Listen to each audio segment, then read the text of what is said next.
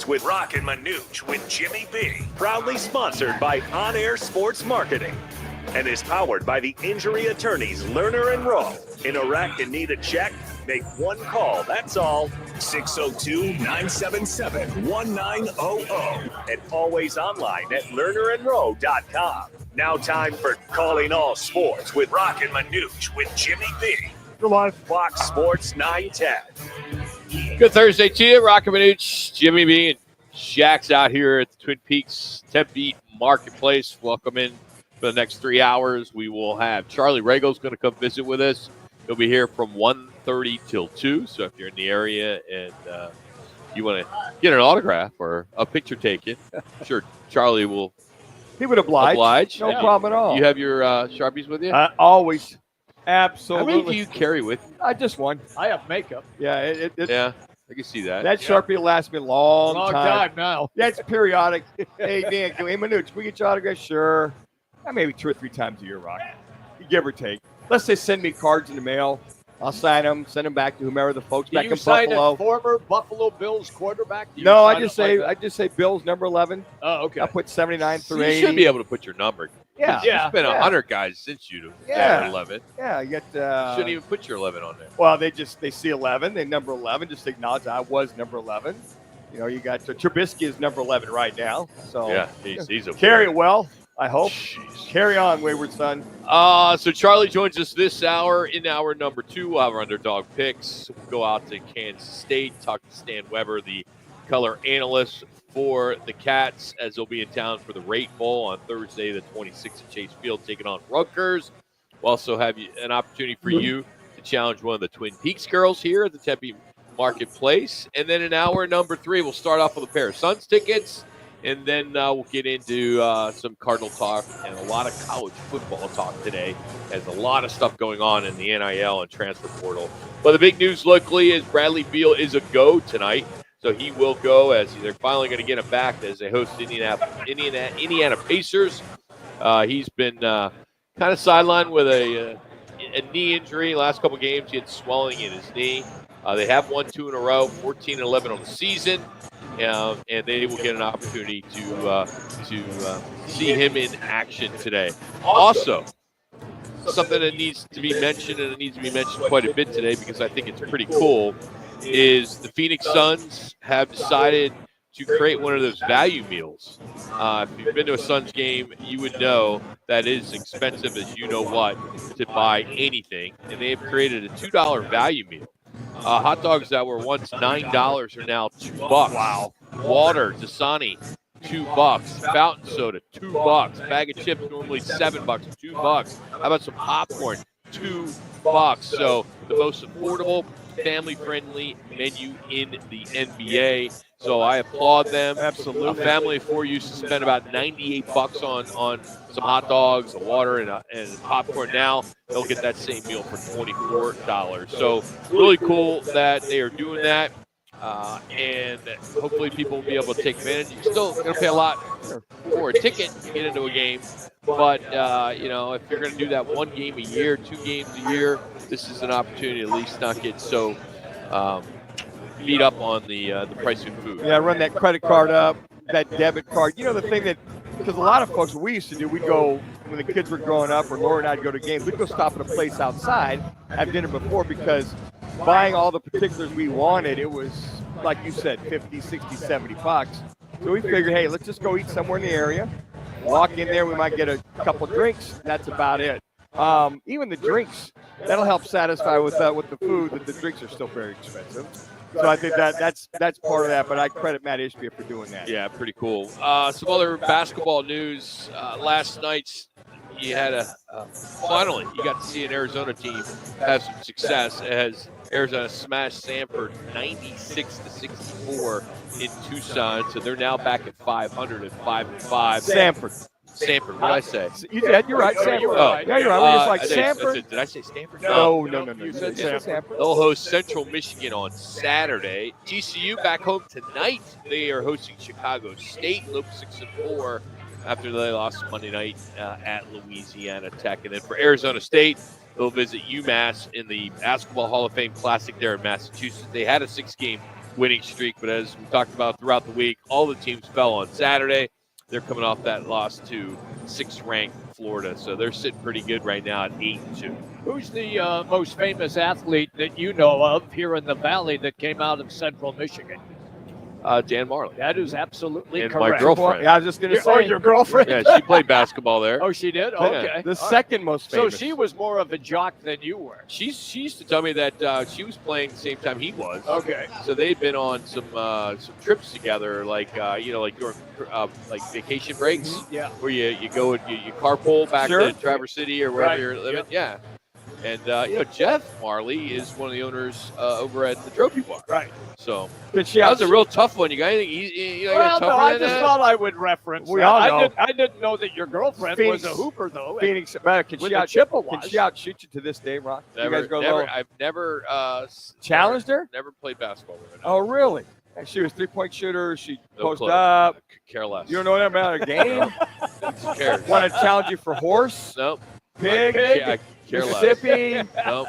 Mississippi State. you don't want to lose. You don't want to challenge her. Hey, I've seen a lot. I've played against a lot of really good shooters. Oh, yeah. Female shooters. I'm like, no, not going down that road with a couple. We used to have them out there at the Arizona Athletic Club, and a lot of the gals in the offseason Oh, come out. I'm sure. like, damn, forget it. Oh, yeah. With that 3-point shooting was just more and more and more starting to come to fruition.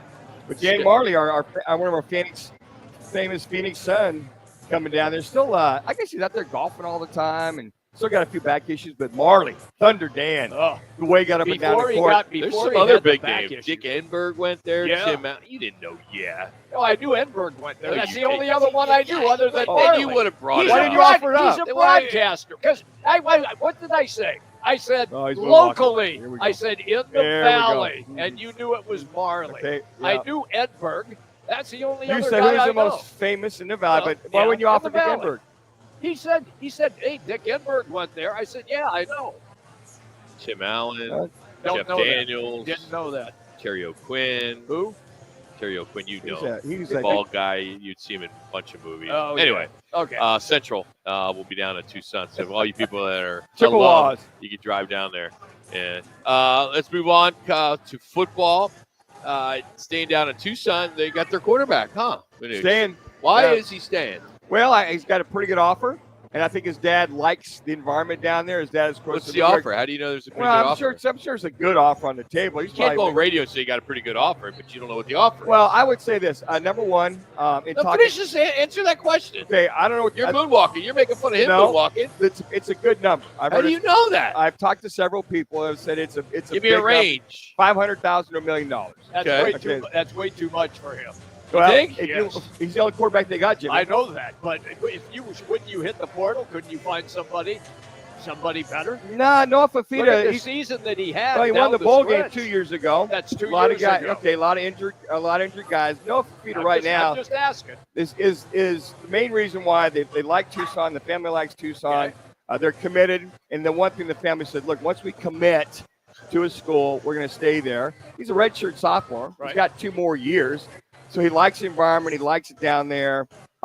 He's the leader. He's the guy. He's the alpha dog for the entire team. And talking to a few people down there last week, and I talked about that. You think the Fafita will go to the poor? I said, no. Family likes it. They like being down there. And he's got a big number, $500,000, $1 million, which would entice me to stick at a place where he may not have a He may not factor. get that offer. And the other That's thing, right. guys, is what I find out is this portal's not that easy just to pack up and move. Get re-registered, go through administration. It's a hassle. You got to pack up your How stuff. hard is that? Well, you got Everything's online. Yeah. no. It's not like you have to fax anything. It's simple. As far as the move is concerned, Yeah. moving your stuff, shipping your stuff, it's a big hassle as far as. You really a think lot they're of stuff. doing it? You don't think that's part of the deal?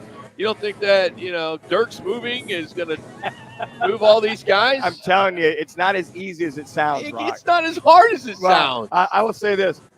By the way, I found out Chubba Purdy will be staying at Nevada. We already knew that last week. okay, We but sold no, it. yes, It was we so- did. it was Yeah, he something was- we can use. I just found that out this week, Rock. So it wasn't last week. We talked about it last week. You said I he said was he staying. went in the portal, and You then I said found he out came this out. Then you week. told me he came out.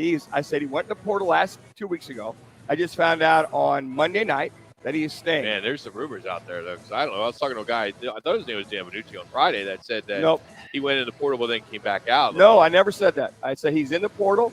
Wait to see, and then I found out Monday night. How would I know unless I visited Monday night? I don't know. How would I know? I don't even know the guy. Okay, just so you must. I'm just going by. I literally knew that news. Jay, I'll have to get the Prevagen for him as well too. No. I found out Monday night he is staying. I had no mention, no knowledge. I knew he was in the portal. But he can still go back in.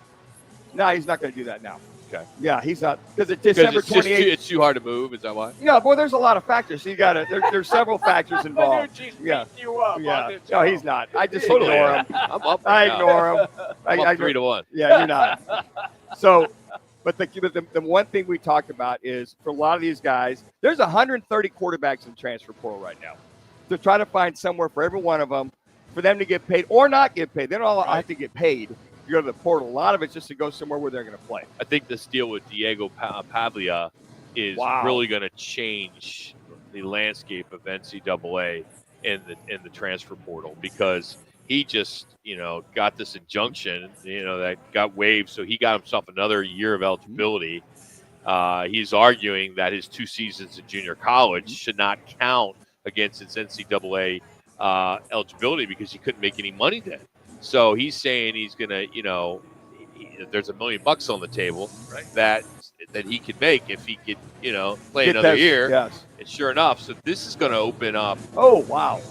And become a serious issue as there are a lot of guys. You were a JUCO guy, that you get another year, so. I could have got 2 more years. Yeah, you could have. And what happens is if you play at least a quarter in JUCO football, my freshman year I played 1 quarter, the other 2 quarters, and then I started all the games my sophomore year. So now they look at, okay, you only play 1 quarter, or if you play JUCO, you went there, they become like a prep school. Because prep schools, you go to a prep school for 1 year, it doesn't count. Correct. So you can move on and go, all right, I got 4 years left. So what'll happen is a lot of guys that feel, well, that's not quite the offer the school I want to go to. We'll go to junior college for 2 years. I'm not going to lose any eligibility. And now I'm going to get placed at a D1, All right, let me ask NEIA. you with a that. question. If you go to a junior college, do you have to stay for 2, or can you escape to another major school at 1? You could. Okay. And you can. And that's the rule now. If you want to leave after 1, let's say Northern Illinois comes out to a guy that's at a Garden City JUCO. Right. We'd like to offer you right now. So he won't lose any years, but he can have those 4 years or even 5. Okay. So if you think So about you're gonna have a starting quarterback 22 years you old. could. 23 years old. No, absolutely. There's a lot of them 24, 25 years old coming out. So I saw that and went, born 40 years too late. I mean, that's a huge decision. So a lot of guys that don't want to go to it's going to be NAIA, big. We'll dive in a little bit more. Charlie Regal's going to join us. We can ask him about it too. They lead the teams that are in the playoff with players leaving via the transfer portal. Arizona State has had more players leave than any other team that's in the playoffs. Well, the other thing too is 14. some of I them saw that are in the portal can play this throughout. There is that rule. You can play too, like Ty Thompson. He's in the transfer portal Tulane. The other quarterback is left gone to Duke. How many years has Ty been playing? 3. So this will be his 4th team?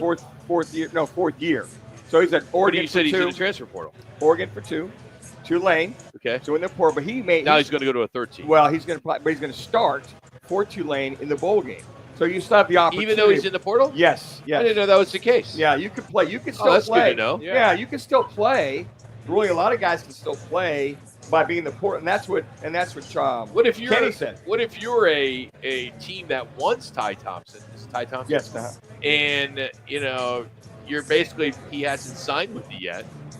You're going to probably encourage him not to play. Well, and that's the rub. That's the decisions jeopardy you of got to getting make. hurt, right? Yeah, those decisions you got to make. Hey, we are out here at Twin Peaks in Tempe. Don't forget to get into our fantastic tailgating sweepstakes, poured by Blue Moon and Coors Light. Not much longer to enter, so you need to text Peaks to 59925, and you can do it daily. Got a great prize, huge prize, the Traeger grill, the Blackstone griddle, the pizza oven, everything.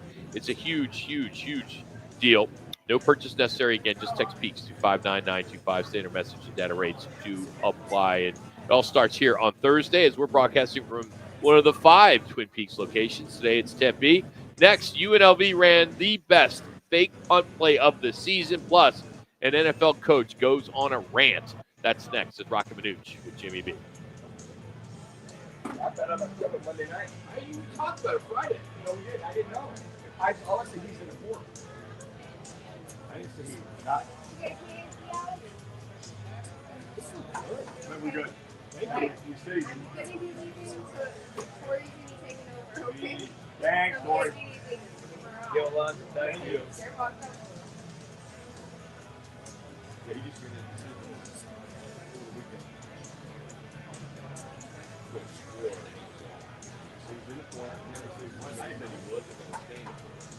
I had no idea. I knew it was in there. That's why I was going to talk to him one night. Went over there, I picked up a bunch of hats. So we were going to have to sit down and talk about his next move. And he said, that's what I mentioned. That's what you probably heard. She's the reason. Shut up. You're ready, man. Too much. You. Jimmy doesn't get a word in. They ain't skipping like right. That's the strategy. That figure. That's the strategy.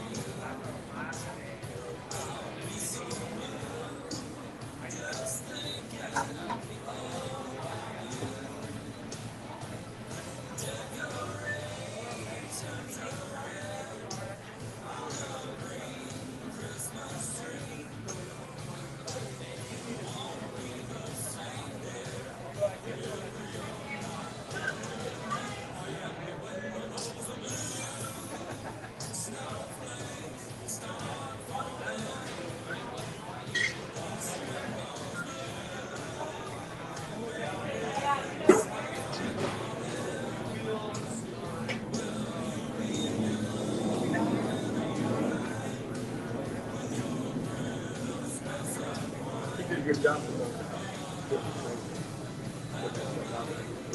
Did retweet all this?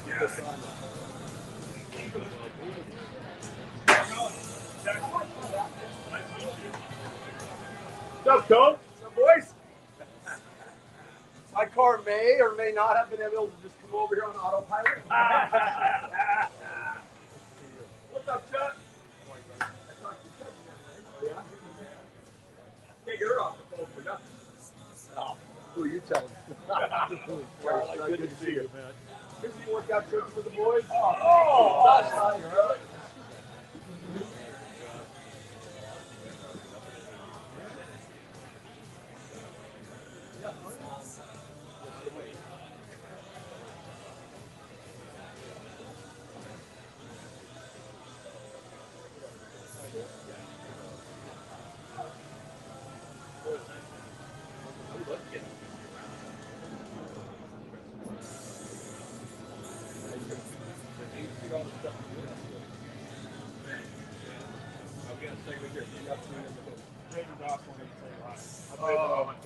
No kidding. Yeah, I think he transferred when you.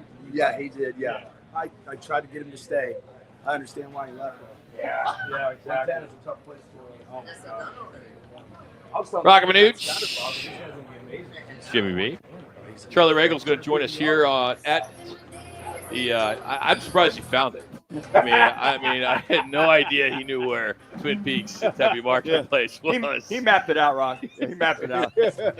He's got one of those cars that drives by itself, I think. So anyway, some sounds. UNLV yesterday ran one of the best fake punt plays you will ever see as the Rebels were facing the Golden Bears in the Arts of Sport LA Bowl, which was there in SoFi over in LA. They were trailing 10-7. It was early in the second quarter.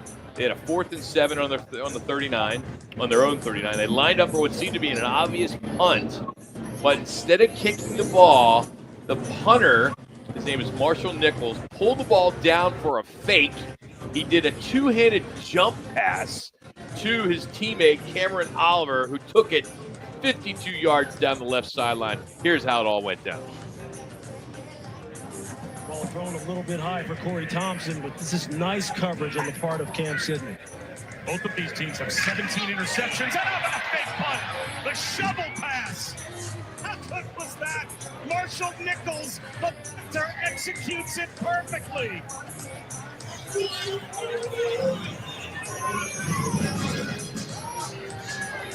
Check this out. How about this? Just let everybody rush. Let them think that they're going to have a free access to the punter. And then just a little tap pass, a little touch pass over the line of scrimmage.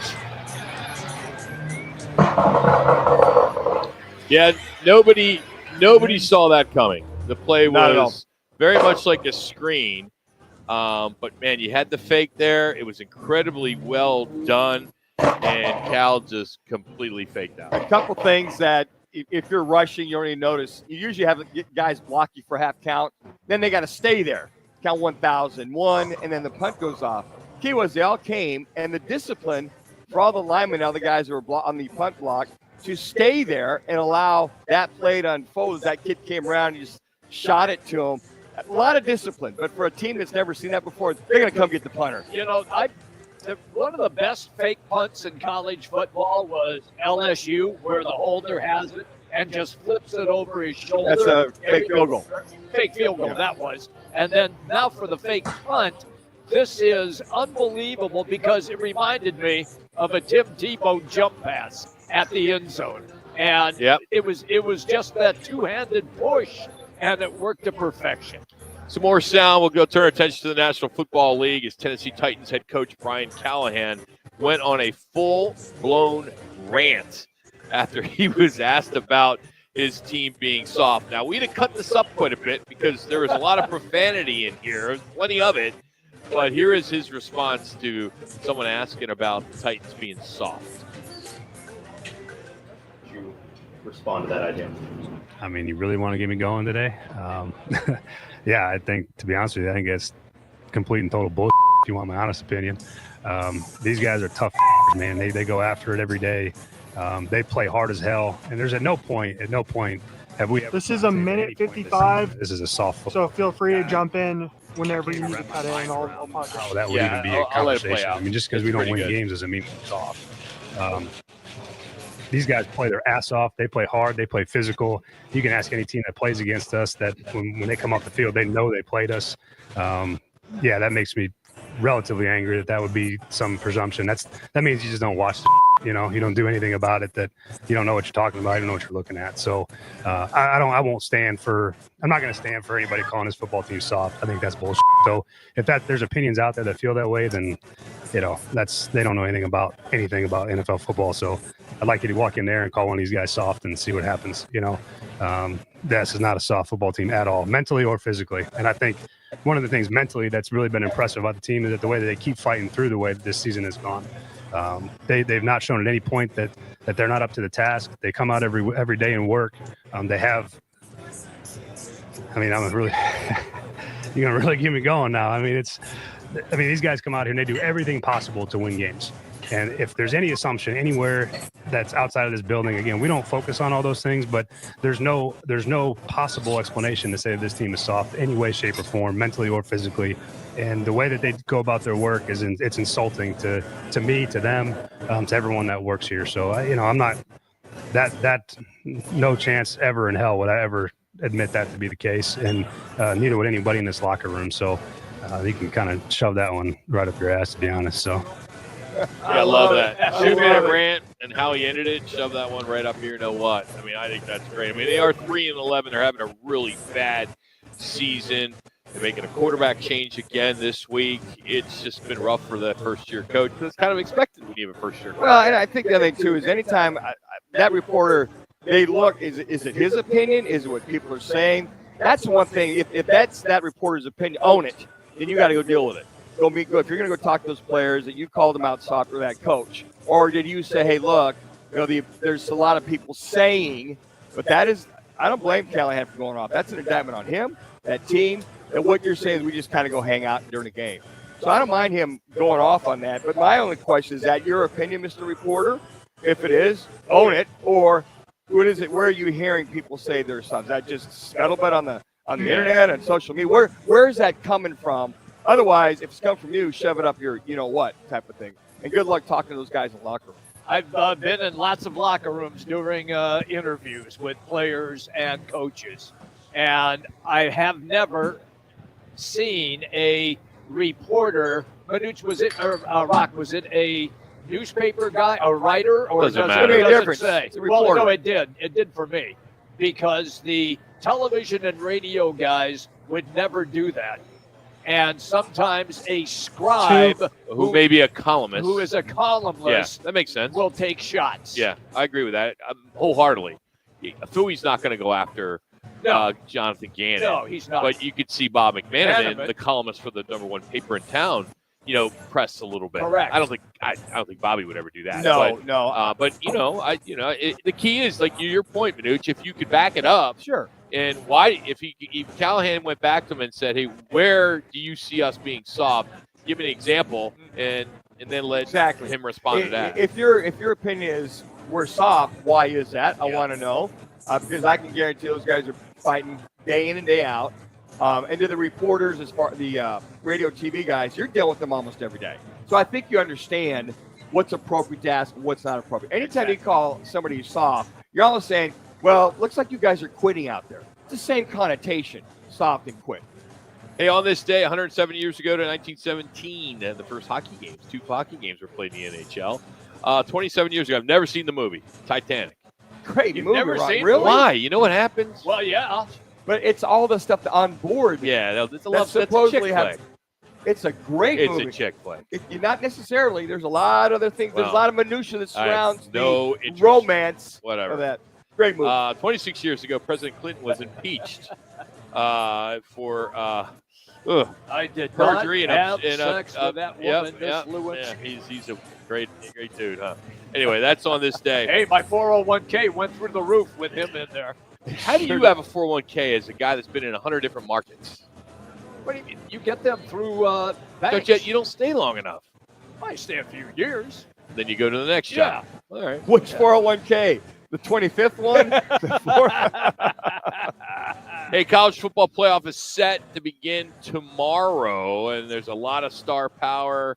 Of course, we're going to talk some Arizona State football next. As Charlie Regal's here at the Tempe Twin Peaks will join us for a couple segments, so looking forward to that. We'll catch up with Stan Weber, the color analyst for Kansas State. He will stop by a little bit later. Got a lot of college football to get into today, too, regarding the transfer portal. Some players have left, and some have signed with some new schools. Another coach retired, and his job has already been filled at Wake Forest, so we'll dive into that, too. But Charlie Regal will join us next here at Twin Peaks. It's Roc and Manuch with Jamie B.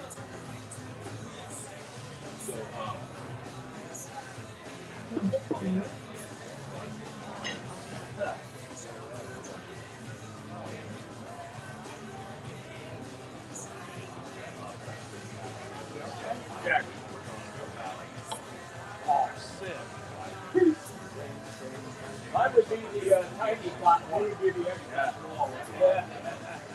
Thank you. Appreciate it.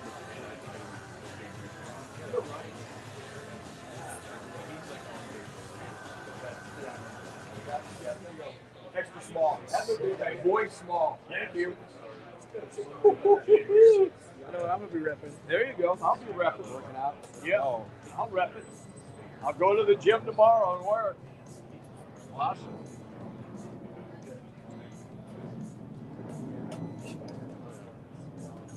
I like it. I was here to go to Atlanta.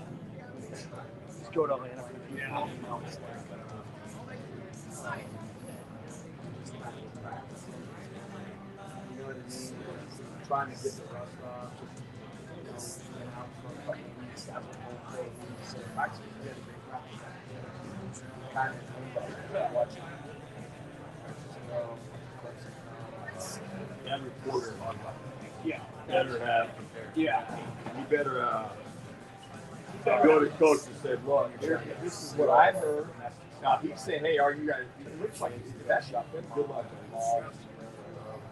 That's why I say those guys, and I worked around a lot of. You go, Charlie. Let's get this heads on you, bud. Okay. So, hey, those shirts are lab material, coach. Thank you, Charlie. I'll be in the gym That'll tomorrow be wearing making, that. that'll be making the lab. Bring my K-State hat and the ASU shirt. Good.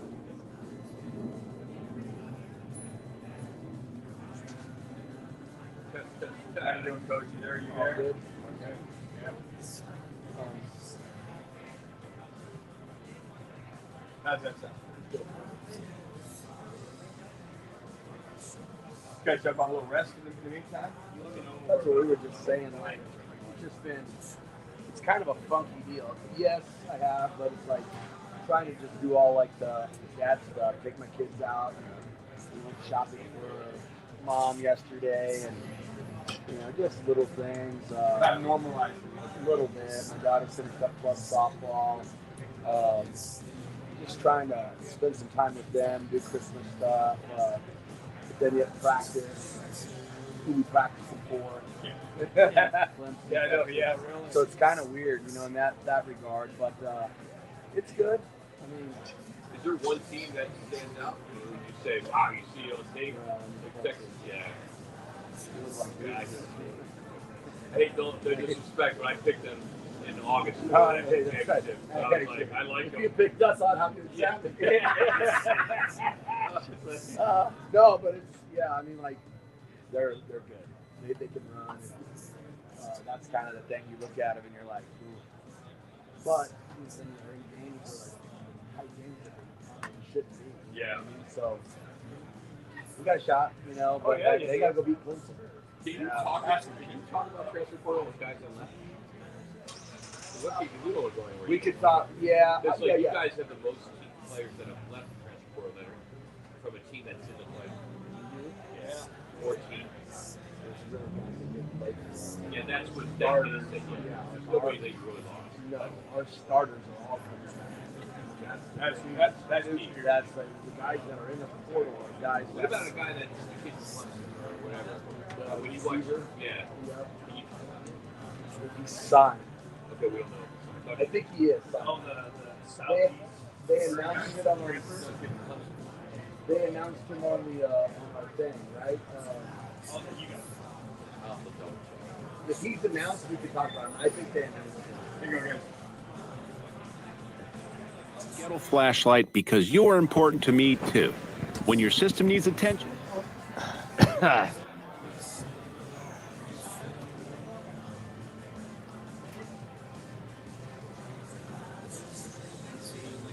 Noble Johnson. We announced him.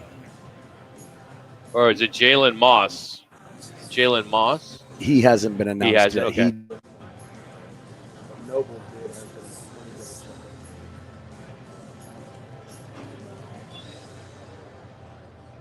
Oh, I was going to ask you if he stood out in the film. Because you are playing custom. But if you don't know that, we'll go there. Yeah. Put you on the spot. Just hold on. All right.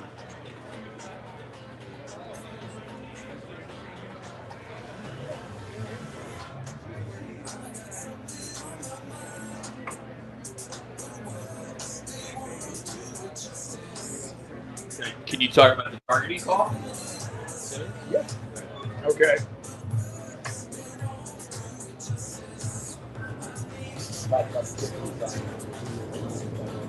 Okay.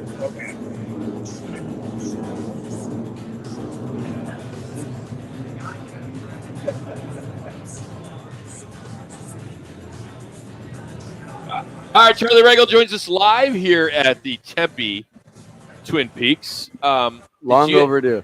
Yeah, definitely. We're here like once a month. I had to coax him, Rock. Yeah, I had to coax him. Did you have to put it in your GPS, or did you have an idea how to get here? I don't have a self-driving car, but it actually drove itself here. I'm calling Elon Musk after this because yeah, that's funny. Something may be afoot. I don't know. So, what are you guys doing tomorrow? You gonna watch a game, or what? I think the next 2 days, right? Yeah. So, do you guys have something planned for the team, or is the team on their own? No, not really. We're going to practice tomorrow. Okay. We've been going day on, day off. So Monday practice, Tuesday run and lift, Wednesday practice, Thursday today run and lift. We'll practice tomorrow. They'll get a Saturday off, and so. Do the guys tend, because you talked about this team, that they are a tight group, they're a fun group, they like being around each other. Are they? Do you expect a bunch of guys all going to go watch the game somewhere? Or? Yeah, this is a group that spends a lot of time together. Yeah, they really do. And we had the O-line out eating last night.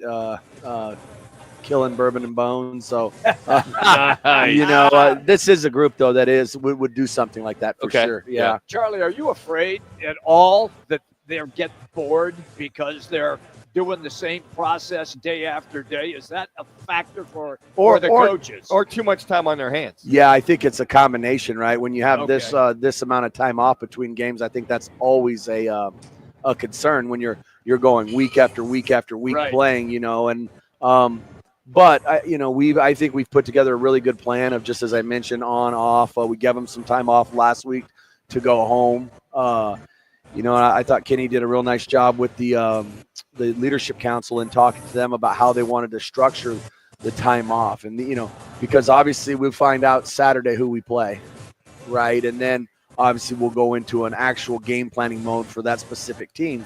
Well, then, so what is that? The 22nd, we practice the 23rd and 24th before Christmas. So these guys were like, no, we want to be here. We don't want the time off around Christmas. We'll take it on the front end so we can get those practices before, Christmas, because we know who we're going to play and we can, specialize in the game plan. So I think that tells a lot about these guys' mentality and where their focus is at. They're chomping at the bit. They're excited to play. They're excited to play this game. And I think that just like the whole season, people have laughed at us, written us off before we got started. We get to a certain record in the middle of the season, and they say, who have they played? The non-conference schedule was terrible. And then we get to conference, and then the conference Kansas isn't any good, et cetera, et cetera. And it wasn't until we went to Manhattan. Sorry. It's all right. No, bring it. No, sorry. But not sorry. Sorry, not sorry. But it was when we went there, honestly, that kind of opened people's eyes. And it was like, oh, these guys might be for real. And then, we proceeded to knock out everybody else on the schedule the rest of the way. I actually think it probably started for us internally at Oklahoma State. That, to me, and I told Kenny that at halftime, was a big test for us because of the period of wait, with the storm and all of that. And could these guys, and I told him, it's not the team that wins this won't be the most talented team. It'll be the team who's regains their focus and comes out with an innate ability to go finish. And Charlie, the K-State game, even myself, my Cats, they're playing pretty good. I think what it proved to a lot of people is you guys could go in, you could handle the moment and not blink. Yeah. And that was, I'm like, damn. And even I went, okay, this team is damn good. To go into Manhattan, Kansas, in that environment, and to do what you guys, punch them in the mouth early and often.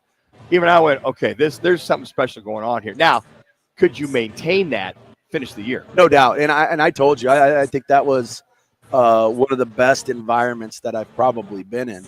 Not probably, that I've been in my college career, my career period, But we were able to keep the fans out of it.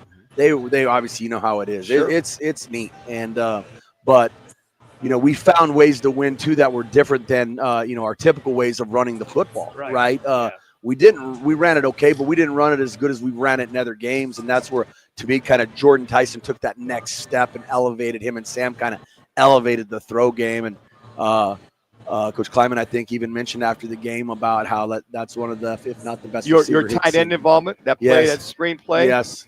The creativity that you guys drew up and had there on the road and not be afraid to use it. Yeah. That's what impressed me. No. Not being afraid to go win. And Shamon's been a real big piece of this thing, and he is a super, super talented young man, and he's only going to get better. So, we're in a good spot. It just, again, when you have this much time off, it's how do you manage it, and we'll be ready to play, though, in the Peach Bowl. That I'm sure. You guys faced a lot of adversity. You played against a Central Florida team that pushed you guys right to the brink. BYU did the same thing. So you have been in struggles. So now, with either Clemson or Texas, in the coach's mind, being in those struggles and able to overcome at the end of each game, do you feel very, very confident in your team? If it is a close game, they would find a way to win. Well, I think winning begets winning. And, when you're building a program, when I went to Idaho State and we're trying to build the program there, it's like, okay, well, we have to play these 2 money games, right, against Division I programs. And then our non-conference, our third non-conference game is against a a quality FCS opponent. When, as I said to the athletic director, when do our kids learn how to win? All these things that you teach and you push and you press them and you strain them, when do they reap the rewards of that? You know, if you're constantly getting hit in the face, how do you learn how to win? Somewhere you got to break through. And I think to bring that back full circle is we started winning early on in the season. But then as we got to Texas State, we're down. We don't play very well on the road. That was our first road game, hot, etc. But we find a way. And I think I said this to you guys on the show the next week. There was, compared to a year ago, there was no bickering, moaning, and griping at each other. It was just they guys found a way to win at Texas State. And that's when the first time it caught my eye, like, oh, we got a team that really is trying to figure this out. And so the fact that we've won so many close games, I think, is a testament to our football team, that it shows in the face of adversity, we won't flinch. And if you have a team like that, you've got to be confident going into big games and close games that you're going to find a way to pull it out. Coach Charlie Regal joining us here on Roc and Manuch with Jimmy B. Curious, you went back to the guys are going to practice on Monday and Tuesday, Christmas falling on Wednesday. This being so unique, it's not like you're at a bowl where you're celebrating the holiday and there's things for these kids to do. What if can a kid go home? So yeah, we're going to practice the 23rd. Okay. And then we'll come back and practice the 24th. We'll be basically done around, call it noon, let's just say for safety, noon. And then they're off the back half of the 24th. We're off Christmas Day, and we don't reconvene until 6 o'clock on the 26th. Okay. So they could go on a flight. Good. Okay. Yes. And some of them will. Okay. And a bunch of them have already gone home. So that'll be their call. But yes, they can do that. And again, I think a bunch of them will, but they wanted the schedule set like this so that we could get Saturday. We would find out who we play Sunday, do the prep work, give them some game plan stuff Monday and Tuesday as we get ready to roll. Real quick, I know you got a question too, but are you limited on how many practices you can have this time of year with this new playoff? You know, it's a great. Typically, you get 15 in a bowl. I don't know that you're in the playoff necessarily. That's honestly, I don't even. That's a good question. Just wondering. Yeah, you guys as long as if you win, say that again. keep What going. did you say? That's a really good question. Gotta get that one a day. The reason why we're taping it's very rare. Yeah. All right. That's why my name is on the marquee. Roc and Manuch with Jimmy B. That's correct. Oh. No, but I was interested because I know being a bowl guy, Fiesta Bowl guy myself, I know they're limited on how many practices they can have, and they're always playing around, Christmas and all that good stuff. Either and what constitutes a practice? Yeah, that too. But I think that obviously it's still 15 practices in a standard bowl. When you get to the playoffs, I would assume there's no limit. And is this a business trip?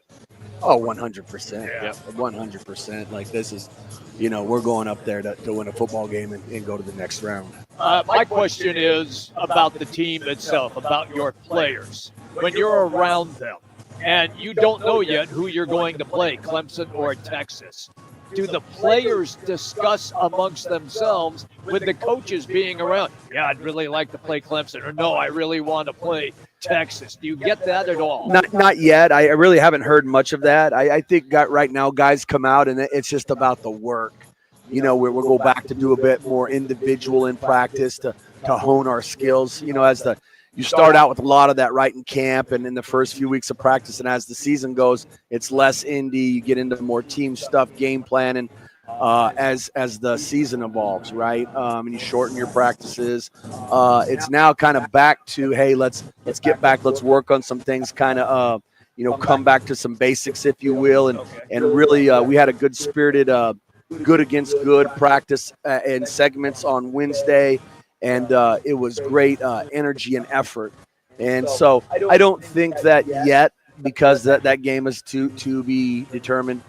They're not there yet. Now, I think as we get closer today, tomorrow, you might start to hear that a little bit. But at the end of the day, these guys are going to line up and play whoever's in front of us. Coach, with all this going on, when Kenny got here, it's ping pong. It's challenging him in basketball. Is any of that going on now? Yeah, you know what? Yeah, 100%. He hasn't changed, and we haven't changed what we've done. That's how we got here. And he puts a slide up every morning before he starts his team meeting. Be a good person, our mantras, activating the valley, life, smart, tough, team the ball, all of those things, and he hits on them, and then their guys are in there before the meeting shooting hoops. It's still not.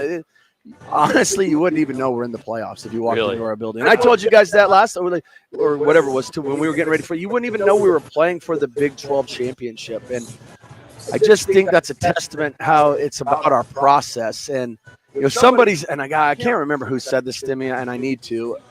They were like, you guys are the biggest thing since the '96 Devils, and that kind of hit me like right between the eyes, because when you're living it, you don't necessarily know. Yeah, you're in the fishbowl. When 2-3 years from now, I step back, man, what a season, right? And I'll have such a great appreciation for it.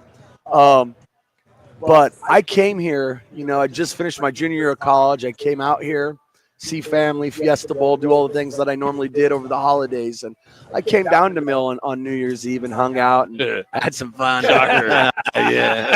Good old days. If I'd known you then, you'd have been right with me. Yes, sir. But the passion and the excitement in the air on New Year's Eve for the Devils to play Ohio State the next day was at a tipping point. And so when I heard that, like, hey man, you guys are like this is rare air. It's pretty cool. Hey, we're going to take a quick break, and then we'll come right back with you. Charlie Regal, Arizona State assistant head coach, Roc and Manuch with Jimmy B. I was just wondering if there was discussion among the players about Clemson and Texas. I know the one kid that you have from Texas. I saw the interview that he did. Okay. Yeah, so you're talking about Zach Swanson. Yes. And then we have Prince, our defensive end, who played there. So we got two guys that played at Texas. We don't have any. We're going to have a receiver, right? But we don't have any kids that transfer from Clemson.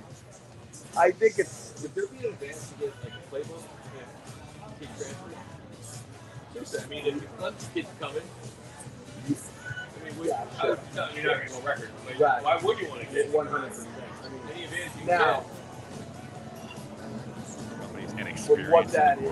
But what they're not talking about is their results. Maybe they don't have any. At Learn and Row, we're proud of our results because that's how we measure our success. We've helped over 150,000 people recover billions of dollars for their injuries, with over $1 billion just in the last 5 years alone. When you want results, call Learn and Row. Learn and Row is the way to go. Call 977-1900. We're honoring heroes by supporting Tunnel to Towers, a foundation providing homes for first responder families. Donate $5 to Tunnel to Towers at Twin Peaks through November 30th and get $5 back to spend at Twin Peaks in December. Visit Twin Peaks for more info.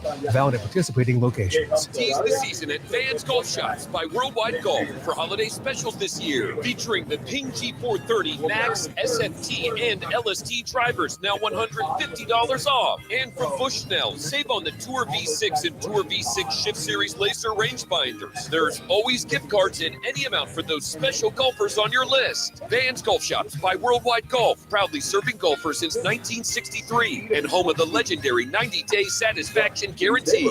Get there.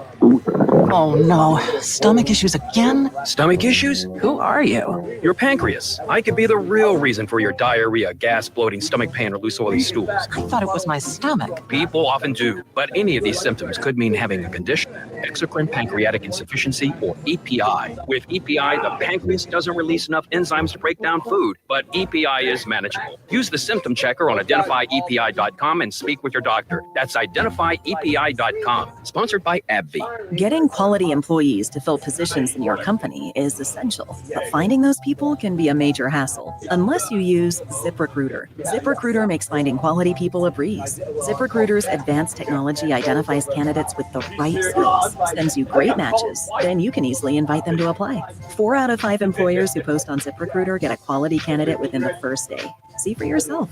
Go to ZipRecruiter.com/free to try ZipRecruiter for free. That's ZipRecruiter.com/free. Hey guys, feel free to run long here if you'd like. Yeah, we will.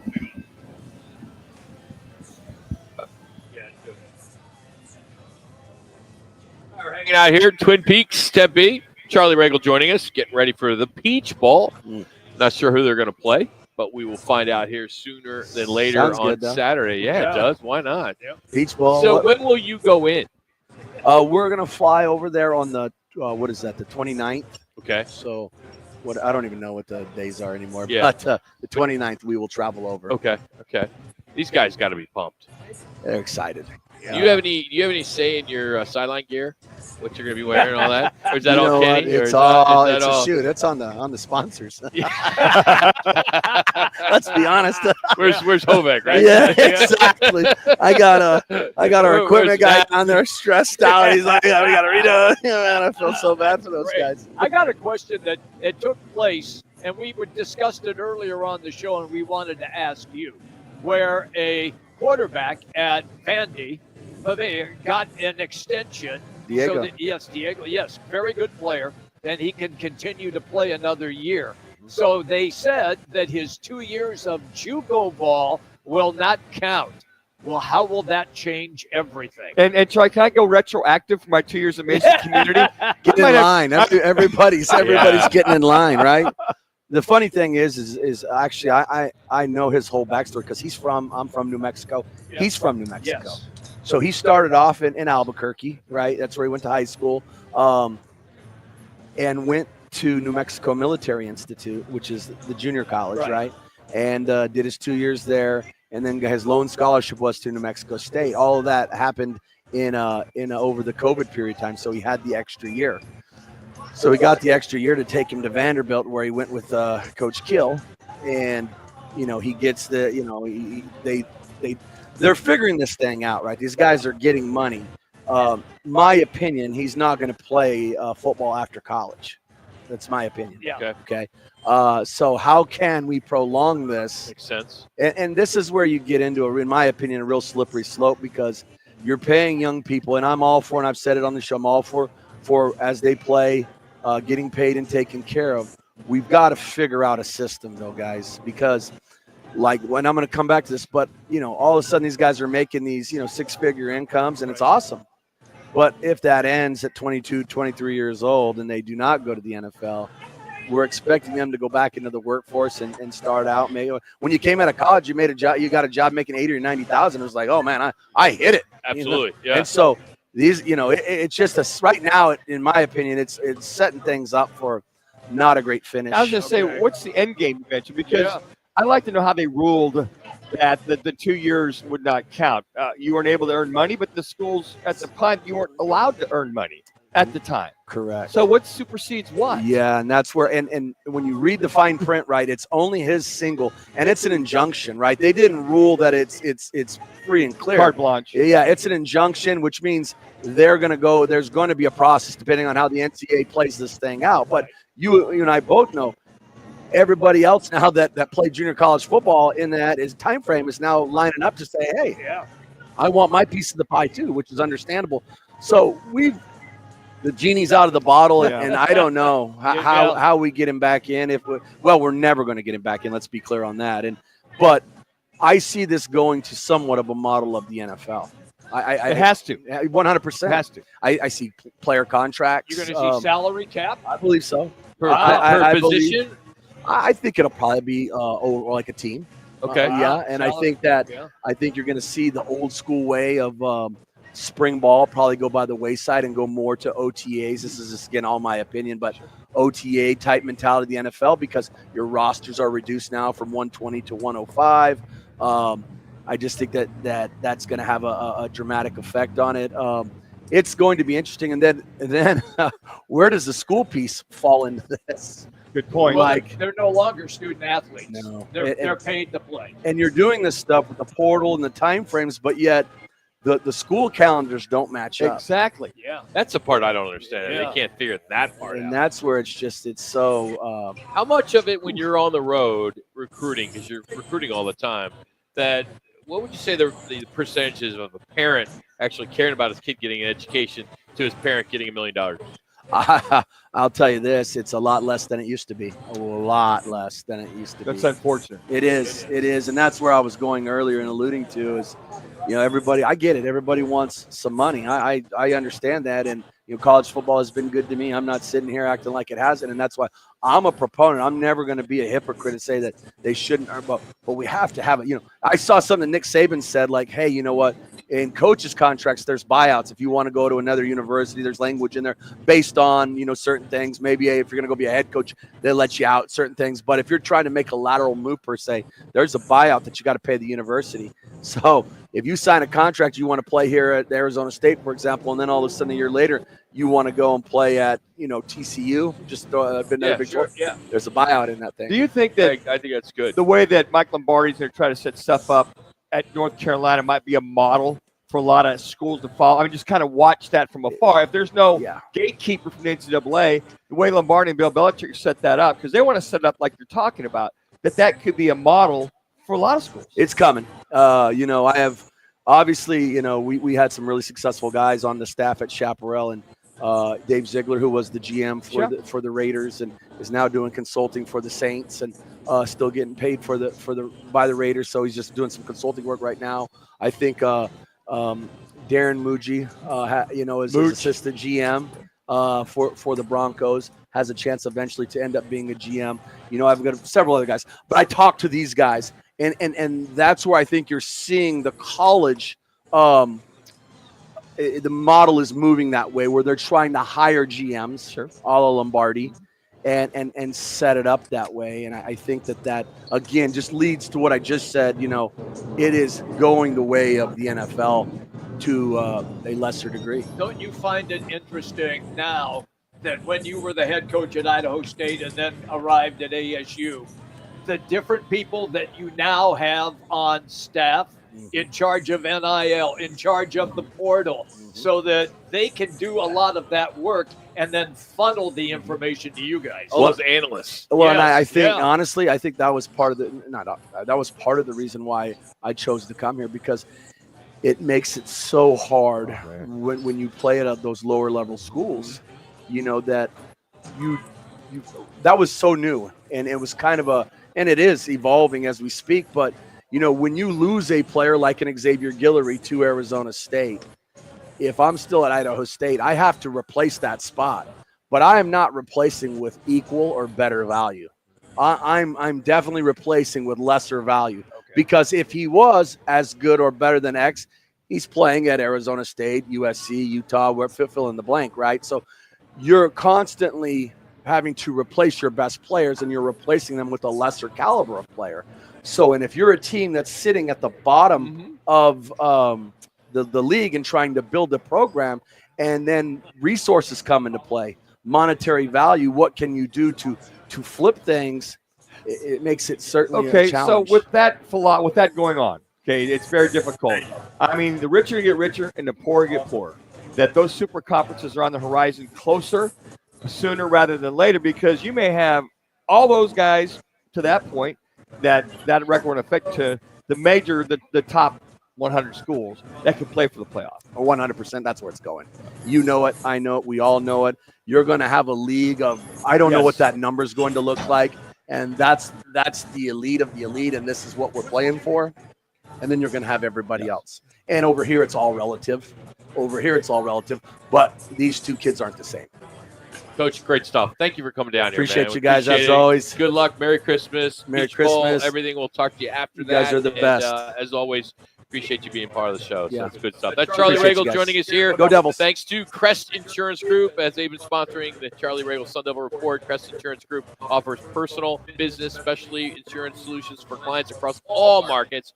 Check them out online of crestins.com. Coming up, the NFL is adding a game show and a putting contest to the Pro Bowl deal, and the NFL calls on the U.S. Congress to act on a very dangerous issue. And Stan Weber from Kansas State. That's next. Can I get this photos of us there, Jack? Yeah. Come on here, Coach. Yeah, that was awesome. Sure. You got it.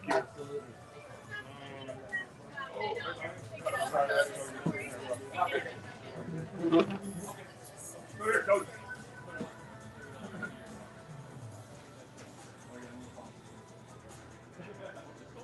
I put this on. There you go.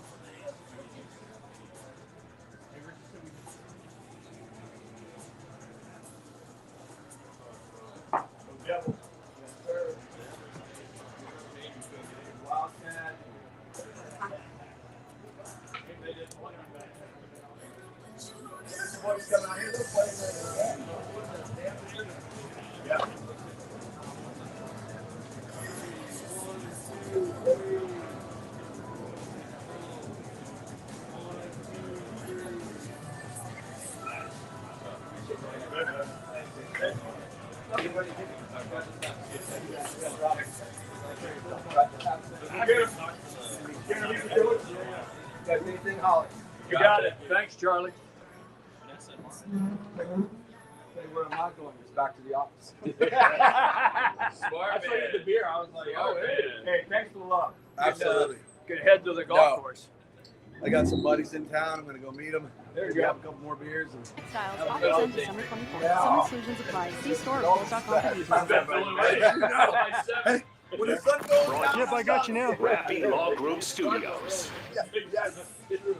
This is KGME Phoenix, KES. You dropped out probably Listen on the 58, 59. Sports Talk. Probably when you guys were getting close to wrapping up. He never sounded so good. Arizona State continuing preparations for their Peach Bowl CFP quarterfinal on New Year's Day. We're coming back another minute and a half or so. Coach Kenny Dillingham taking it a bit easy on his Sun Devils this week. Definitely more of a fall campy feel, I would say, than it is. Let's spend 3.5 weeks on two different teams and we don't know which one we're going to see. The Tigers and Longhorns will play on Saturday in Austin. Bradley Beal is available to return for the Suns at home tonight against Indiana. GCU also home for Chicago State. I'm Frank Garrity on Fox Sports 910. Available everywhere on the free iHeartRadio app. This is the Parker & Sons Weather Center. For all your AC, plumbing, and electric needs, call Parker.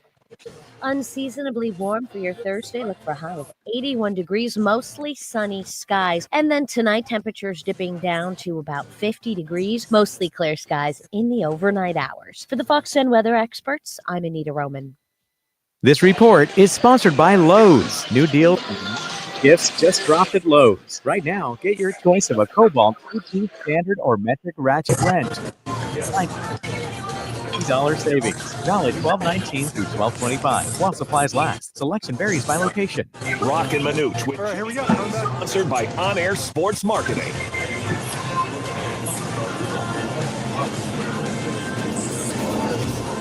Calling all sports with Roc and Manuch with Jimmy B. Proudly sponsored by On Air Sports Marketing and is powered by the injury attorneys Lerner and Roth. In Iraq and need a check?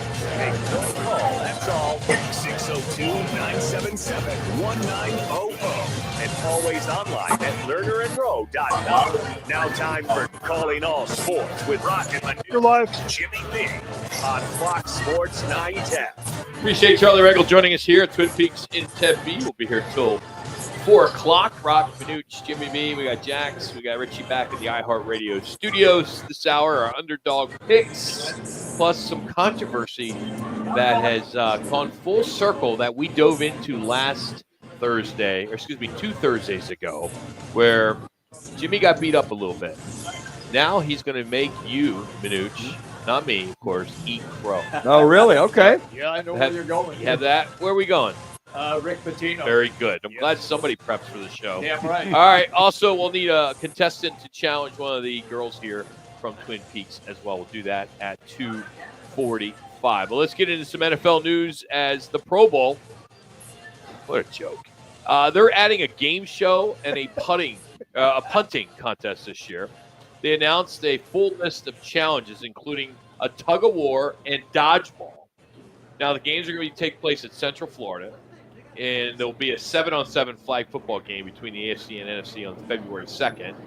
But the game show, they're calling it the Helmet Harmony, and it's going to test players' knowledge of their teammates. And then Punt Perfect, where one punter and one non-punter are going to go at it. So they're going to go back and forth from the 35-yard line and all these other skills with buckets and stuff like that. Let's just get rid of it. Absolutely. Is it like really? Are people really tuning in tonight? No. And then is the Peyton Manning, Eli Manning show starting to kind of lose its wane a little bit? Because they're really using those guys a lot. Granted, the show's good, but I mean, when does it get to the Too point much where of a when you good give thing? them too much? Too much of a good thing. I don't know if I haven't soured yet on the Manning cast. I haven't soured on that yet, but I have soured like you on the Pro Bowl. I don't think there's any reason to do. You honor the players that are selected, and that's good enough for me. They should just do on February 2nd an event in Vegas. Yes. Bring all the players Yeah, together, and honor made for them. TV, Yeah. and do highlights and bring the guys up, Yep. let them bring their families and enjoy Vegas. Or, hey, shoot, we'll host it here in Scottsdale. Why not? Well, they try to do the flag football game, Which the they're doing skill that set. again. Yeah, I mean, it's just kind of like nobody wants to see you play flag football. The skills thing I would be interested. A lot of the skills challenges, a lot of fun. Okay, throwing, punting, kicking, whatever. But everybody's got to be involved. Otherwise, to me, it's just like to your point, Rock. Just honor them and acknowledge them, and let's move on because nobody's going to tune in to see a game show. How do you know your own guy? How does this guy know each other as far as that's concerned? So those are some of the things I think. As far as the Pro Bowl's dead. Let's just move on.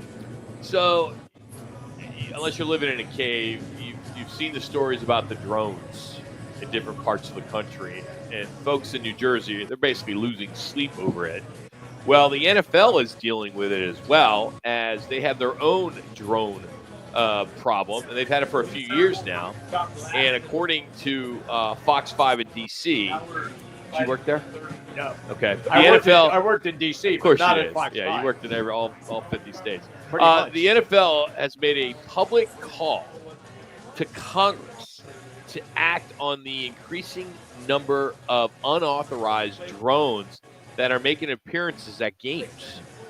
And the number has gone crazy. I mean, it goes back to 2012, so it's been going along a long time. But now it's up to 2,800 drones. Last year is what that number was. I don't know what it is this year, so I can only imagine that it's more. But they're thinking that it's a possible threat.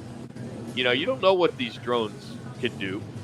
And, of course, they're getting footage, and you know how the NFL gathering is about, information. You can't even say Super Bowl without getting in trouble, So anxious to see how that all pans out. Well, it's interesting. You've been hearing that is they don't pose a threat.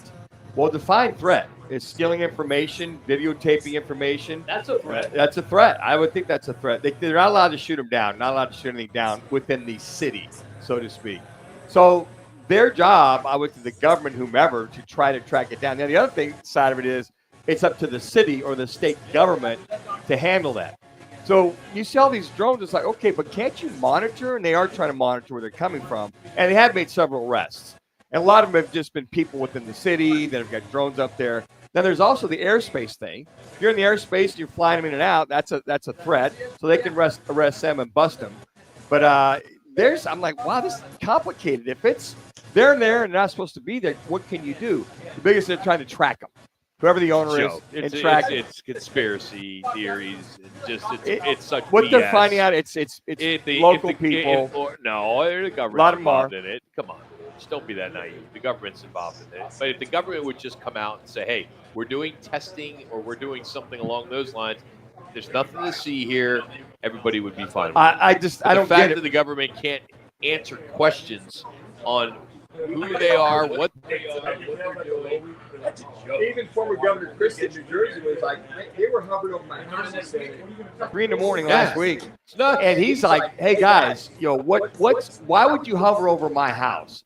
What individual in the city or the state cares about my house? So that's dangerous. When No you're question. a former governor. Then blow them up. And the only problem is they can't shoot them out of the air. Like, why not? Well, what goes up has to come down. Exactly. It's nuts. Thursday night football tonight, all 5 Twin Peaks locations, thanks to Coors Light and Blue Moon, as the Chargers and the Broncos will clash at SoFi. I don't think there's a stadium in the United States that get as much play as SoFi. Yeah, You had a bowl game last night. Thursday night game tonight. You'll have a Sunday night. I mean, it's like every week they got back-to-back games. It's nuts how that stadium gets as much play. But the Broncos, they've won 4 straight, coming off their big win last week over the Colts. Bo Nix having a good year. He is. Passed for close to 3,000 yards. He's got 20 touchdowns, 11 interceptions on his rookie campaign. They're currently in 6th seed in the AFC right now. Chargers, they've lost 3 of their last 4, and they're right now sitting at the final AFC wildcard spot. They're at 8-6. Justin Herbert, just same close to 3,000 yards, 16 touchdowns, only 2 picks. As he's doing all right under Jim Harbaugh's offense. Was it Hal had to come in for him last week? He got dinged on the ankle. dinged. He's wearing a different kind of brace on the ankle tonight. He's hoping that will give him better support. You know, Jaden Daniels and Bo Nix are really having phenomenal They really rookie are. years. Yes. And you watch Jaden Daniels, the way Cliff Kingsbury's handling him, and you watch the way Sean Payton handling Bo Nix, goes hand in hand. But Bo Nix really recovered last week in that Indianapolis Colts game. He had a horrible first half. Second, with 24 unanswered points, aside from some gaffes by the Colts. But both young men, very impressed. But it's all about you got to have talent around you, first and all. And then good coaches that knows how to utilize that talent and put them in the right spot. Stat of the day has to do with Mike McDaniel of the Miami Dolphins. The Dolphins, the last 2 seasons that he's been there, they're 16-4 when they play teams with a 500 or worse record. 16-4. It's a flip. Teams above 500, they have 1 win in 11 games. 1 in 10. Yeah, amazing. What an awful stat. Yeah, they're good when you play the bad ones, and they just don't have it if you're going to play the good ones. Until they can beat the best of the best with that record, they'll be stale. They need to add something, either more.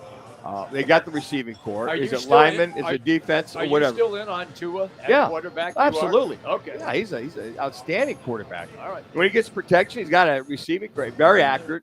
But again, when they play these tough teams or a cold weather team, that's when he struggles. That's when his team struggles. Drew Lock is going to get the start for the Giants as they'll be playing the Falcons this week, so they'll get that going. So that is a big deal for the New York fans because they want to continue losing. So right now they're sitting at number 2 for the NFL draft. So of course New York fans. What a mess. Jets too. They're 4-10. Both. Yeah. Now you got Aaron Rodgers coming out saying that he's open to being a mentor. Saw that. Whatever. Yeah, he's going to discuss whether he's going to move on or not after he understands what the Jets want to do with him. I think you need to discuss, because I feel right now is that he's going to be asked to move on or they're going to waive him, one of the two. So I think he's kind of setting himself up like, hey, look, I don't mind staying. Did he say anything about a pay cut?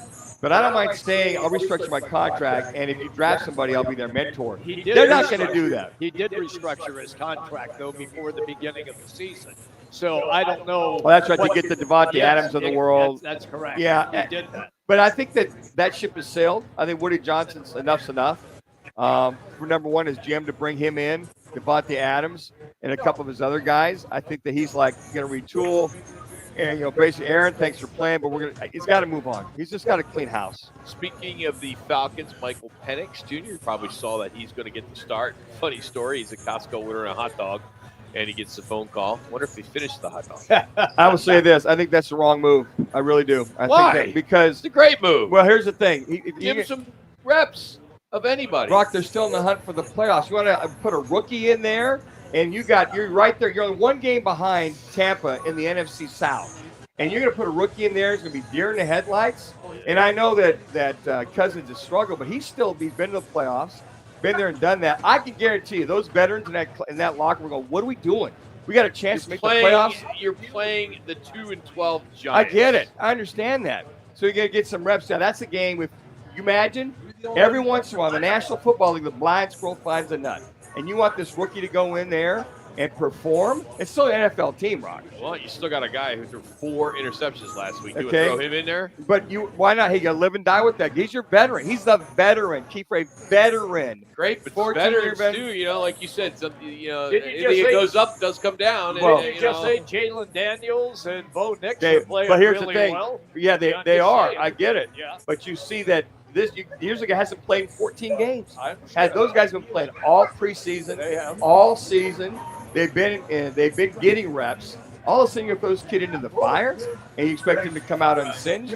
I don't know. I think it's a wrong move by this team. Yeah, you might get away with it from the low Giants, but just be careful. You're right in the thick of it. If they were playing Tampa, I don't think he would get the nod. I think it's because you got the Giants. And if he starts getting beat up a little bit in the first quarter, then you got Cousins there. Okay. And who knows if there's not some kind of injury behind this that no one knows. You can't blow off a game with 3 games to go and trying to make a playoff. You do whatever you want. That's why those guys do what they do and we do this. No. I know. These are valuable games. I know. We've been in that boat. Good point. Okay, we've been in that boat as far as having to win your last 3 games of the year in order to you're make the sitting on the playoffs. sideline, you'd be like, I could get in there and do it. I could have, but well, I will see, say this. I mean, give that guy an opportunity. All right, we got our underdog picks next, plus some controversy that kind of went a little 180 on us that we dove into a couple weeks ago that we're going to bring back. So we'll get into our underdog picks next. This is Roc and Manuch. Ready for Christmas music? 99.9 KEZ is. It's beginning to look a lot like Christmas. Christmas music is on our sister station, 99.9 KEZ, when you're ready. Sponsored by JW Marriott Desert Ridge Resort and Spa. There's going to be a lot more games that tickets get to that price. So if you want to be a part of them, you better buy season tickets. You better do it right now. You better sell it out because we're going to have a lot more games where this thing wants to show up to. Buy your season tickets. Let's make that every single week of next year. Because why would you not want to be in that environment? It's one of the most fun places to be in college football. Why would you not want to do that every Saturday? Get your Sun Devil football tickets today by calling 480-727-0000 or go online to sundeviltickets.com. Looking for the ultimate spot to watch football with fellow Ohioans in Phoenix? It's Upper Crust Pizza and Wine Bar. Enjoy great pizza, cold drinks, and cheer them on all season long at Upper Crust. Located at the 101 and Cave Creek Road. Life's a sprint, and you need a quick pick-me-up. Meet G2G Protein Bars, the ultimate grab-and-go meal replacement. Whether you're hustling in the office, enjoying a day on the links, or conquering the daily grind, G2G is your perfect fuel. Score an 8-pack at your local Costco's refrigerated section, or explore amazing flavors at G2GBar.com. Quick, delicious, and power-packed. G2G Protein Bars, setting the pace for your energetic lifestyle. Hey, sports fans, celebrate every big game with El Bandito Yankee, an ultra-premium tequila made from 100% Blue Weber agave in the highlands of Jalisco. Their certified additive-free Blanco and Reposado feature a unique oxygenation process for a rich smoothness without that tequila burn. That's why they won platinum and gold medals and are now listed as one of the world's top tequilas by Rolling Stone. Head over to your local store, favorite bar, or restaurant and enjoy. Go to elbanditoyankee.com and break out the Bandito with the official tequila of game day. Twin Peaks is the best in the game. Here, it's bigger game days and bolder fight nights. I mean, where else can you find a scratch kitchen that always comes in clutch every day from lunch to late night? Only at Twin Peaks, the #1 sports bar. Looking to beat the heat year-round? The House of Canvas and Fine Wrought Iron has you covered. Whether you need a stylish bay window awning for your breakfast nook, a cool shade sail for your home or business, or a retractable awning for your patio, we have it all. For over 40 years, we've been Arizona's #1 rated shade experts, family-owned and dedicated to making shady deals in the Valley. Visit thehouseofcanvas.com to explore our wide range of quality products, or just call 623-232-9334. Stay cool, stay stylish with the House of Canvas. Febreze. So my home is also my office, and before I can focus, every room's gotta be clean. That means tidying up and spraying my Febreze Air Mist. Ooh, that's fresh. Febreze Air Mist scents are all high quality. They fight any weird funk, and they give my air an instant boost of freshness. So not only does my home smell good, I feel good too. After I Febreze, it's time to start my day. Breathe happy, Febreze, la la la la la. It's football season, and Uber Eats is dropping undefeated deals on all your game day favorites. This week, score buy one, get one free world-famous pancake combos from IHOP, only on Uber Eats. Craving even more? We've got you covered with game day deals on pizza, burgers, tacos, and more, all season long. Uber Eats, official on-demand food delivery partner of the NFL. Order now. Terms, taxes, and fees apply. See app for details. It's Thursday, and the guys are live at Twin Peaks Tempe, located in the Tempe Marketplace. $1 zillion. The question is, who let the dogs out? Who let the dogs out? Who let the dogs out? Most weekend bettors prefer to lay their money down on favorites because they can't get their head around backing an underdog. Not Roc and Manuch with Jimmy B. They're all about the dogs. Time now for the guys' dog picks of the week on Fox Sports 910. All right, let's get to it. Our locks that are underdogs. Jax? Rock, it feels good to be a winner, you and me, back-to-back weeks. Nothing new. Nothing new. Nothing new. Let's start We're from the gonna roll. bottom. 7-8 Manuch. He has not hit an underdog in 6 No, weeks. man. Got to get my. Steelers plus 5.5 against the Eagles did not cover. Got to call a new bookie. It's Man. second to last place, but making a comeback for second is Rock. He had Western Michigan plus 10.5 against South Alabama. That covered. Jimmy B 9-6 did not hit last week. Miami plus 3 at Houston. That's what happens, Jimmy, when you pick someone plus 3. You don't get You're it. going to blame it on me bad just because karma. it was split. Well, I changed it for this week since Rock yelled at me. And then in first Well, place, you just thought you're not just paying attention. I That's was all. paying attention. No, how long you been Plus with us? 3. 5 years? I mean, it was not. 2 or 4. 3.5, Jimmy. 5 minutes. 3.5. and then in first place, yours truly, 12-3 at the Saints plus 7.5. Thank you to Spencer Rattler for that late comeback against Sure the was. Commanders. All right, let's move on to this week. I'm going to go Steelers-Ravens game. I'm going to take this one as the Steelers are a perfect 5-0 against the spread as an underdog since Lamar Jackson took over as starting quarterback for the Ravens. Jackson hasn't covered a single time against the Steeler when he's been favored over him. And the history of the Ravens as a big favorite, they never cover. The Steelers are getting nearly a touchdown here on the road. They're coming off a blowout loss to the Eagles. And Ravens, they crushed the Giants. But I'm taking 7, and I am going to take the Pittsburgh Steelers. All right, I'm going to go the college route here. I'm going to go Clemson's getting 12 versus Texas. That's a big number for Clemson. It is. It's that front seven, that defense. And Reps, I know that Texas can put some points on the board, but I just think that Clemson, I think Texas wins this game. I think it's going to be closer than a lot of people think. But I think that having a couple weeks off somewhat, not so much levels the playing field, but this Clemson defense, pretty stout defense. So Clemson plus 12 over Texas, but Texas wins. All right, I'm going to go and stay in the college genre here, and I'm going to take the playoff game between South Dakota and Montana State. Look, the Bobcats of Montana State, they're really good. Number 1 team in the playoffs. South Dakota, however, only has 2 losses, and they went 8-0 on the road this year. So this team is not afraid to play in cold weather because it's colder in South Dakota than it is in Montana. So I'm going to grab the 8 points that South Dakota is getting against Montana State. It's a great pick, Jimmy. I'm going to go Tennessee plus 7.5 at Ohio State. Initially, I wanted to go Clemson, but Manuch, I think at 2 a.m., put it down on the line that he was going with Clemson. And I beat you to it. You beat me to it. I don't think SMU is going to cover. I don't think Indiana's going to cover. So give me Tennessee plus 7.5. I'm just banking on the fact that the running game is so good, and I don't know if Ohio State can stop Dylan Sampson. So I'm just going to bank on the fact that they cover 7.5, but we'll see. Did you see that the weather forecast at Ohio State?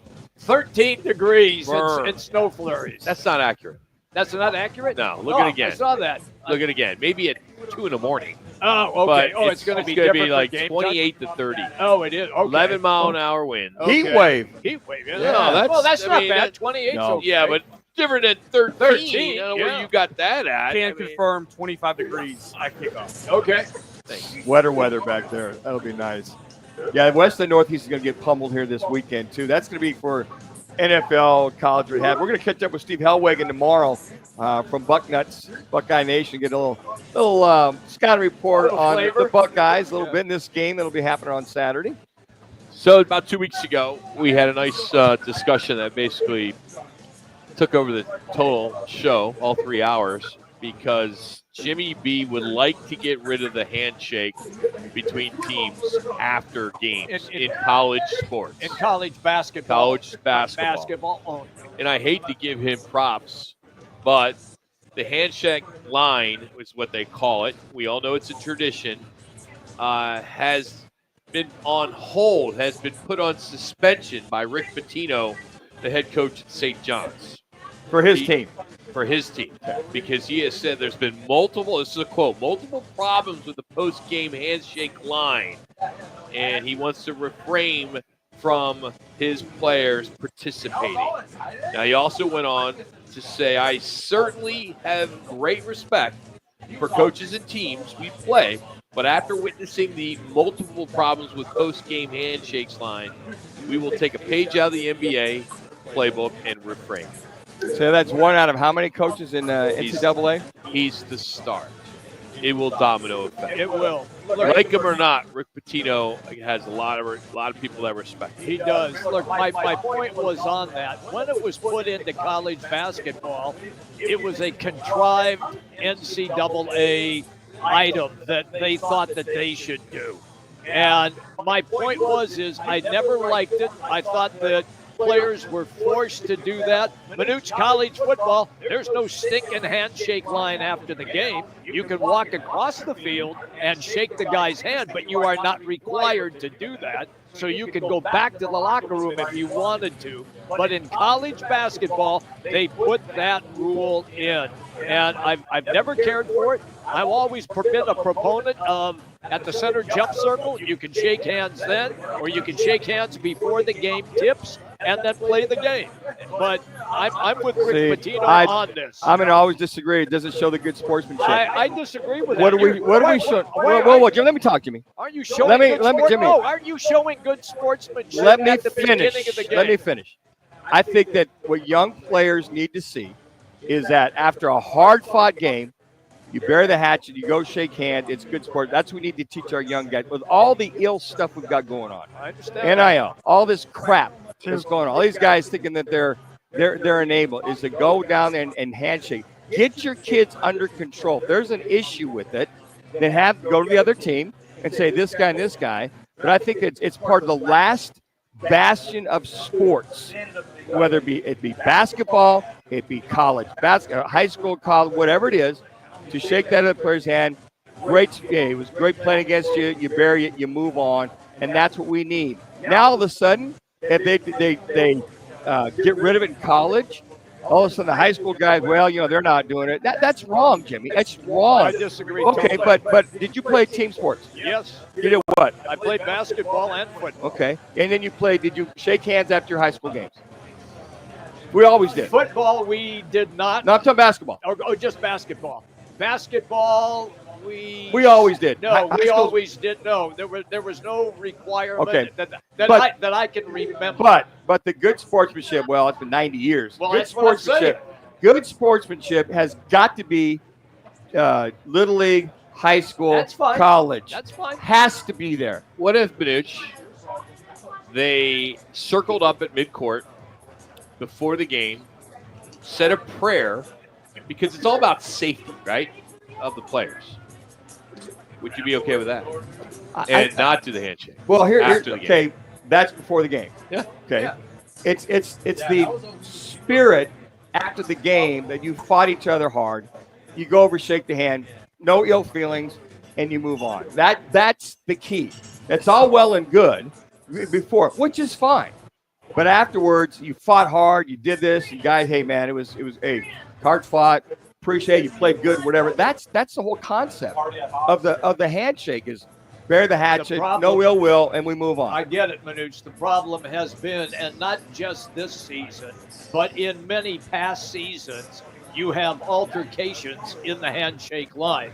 I was doing several years ago, an Iowa game, a Big Ten game on television, and Fran McCaffrey, after the game was over, told his guys, we're not doing this. Get right back, because there were altercations right at the end of the game. Well, if to the locker then room. the NCAA, if they monitor that, they're going to start suspending guys.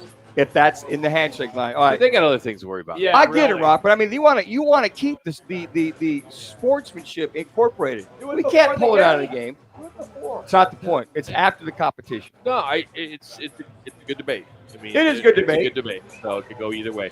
Hey, our underdogs were brought to you by the Taco Spot, with now over 14 locations in the Valley. They are actually at the Valley Toyota Dealers Holiday Snowfest at Salt River Field, which is going on until January 4th. You can go out there and experience the tacos. To talk about that, we've been talking about quite a bit. And for a location near you in Arizona, just head to tacospotaz.com. The Kansas State Cats are coming back to AZ to take on Rutgers in the Rape Bowl next week. We'll catch up with Kansas State color analyst Stan Weber. He's next on Roc and Manuch, Jimmy B from Twin Peaks Tempe. It's trending on Fox Sports 910 Phoenix. The starting quarterback for Arizona in 2025 has been confirmed as Noah Fafita will be back for the Wildcats next season. He struggled this past season after winning the Pac-12 Offensive Freshman of the Year award in 2023. Wildcats cornerback Genesis Smith will also be back next year after leaving the transfer portal. Fresno State wideout Jalen Moss, who entered the portal, is committed to ASU. He had 48 catches this past season. Bradley Beal will suit up for the Suns, who are home for the Pacers tonight. College basketball, GCU also on their home court for Chicago State. I'm Frank Garrity on Fox Sports 910, available everywhere on the free iHeartRadio app. Craving tacos? There's one spot in town that everyone can't stop talking about. The Taco Spot. With mouth-watering authentic Mexican flavors and a modern twist, it's no wonder we're the local favorite. The Taco Spot has the best tacos I've ever had. With 12 locations and more on the way, satisfying your cravings has never been easier. Come and experience the tacos to talk about. Enjoy handmade tortillas and fresh made-to-order meals that will leave your taste buds dancing. The Taco Spot, where every bite is a fiesta. Attention drivers, stay alert, Arizona. All City Towing, Arizona's largest towing storage services contractor, supports the move over law. If you see emergency lights, move over and slow down. Let's keep our roads safe for everyone. Sponsored by All City Towing. Crest Insurance is about more than providing coverage. It's about creating your safety net. We offer access to a national network of trusted carriers. Whether you need home, auto, or business insurance, we're here to help with a personal touch that's close to home. With Crest, you're not only protecting what matters most, but also helping to build stronger, more resilient communities. Crest Insurance. Coverage you can trust. Service you can count on. Kick off the football season with Twin Peaks, Roc, Manuch, Jimmy B, and Fox Sports 910 for our fantastic tailgating sweepstakes. Text PEAKS to 59925 for your chance to win a Traeger grill, Blackstone griddle, and more. No purchase necessary. Details at rockandmanuch.com. In the fast lane of life, your fuel should keep up. Time to check out G2G protein bars, your ultimate grab-and-go meal replacement. Whether it's a workday, gym session, or navigating daily chaos, G2G has got you covered. Find them now at your local Costco in the refrigerated section, or explore all 8 fantastic flavors at G2GBar.com. Great tasting and packed with protein. So keep pace with life in the fast lane with G2G protein bars. I love spreading joy with gifts this time of year, but I try not to spread my budget too thin. Luckily, Kohl's has come through for me once again.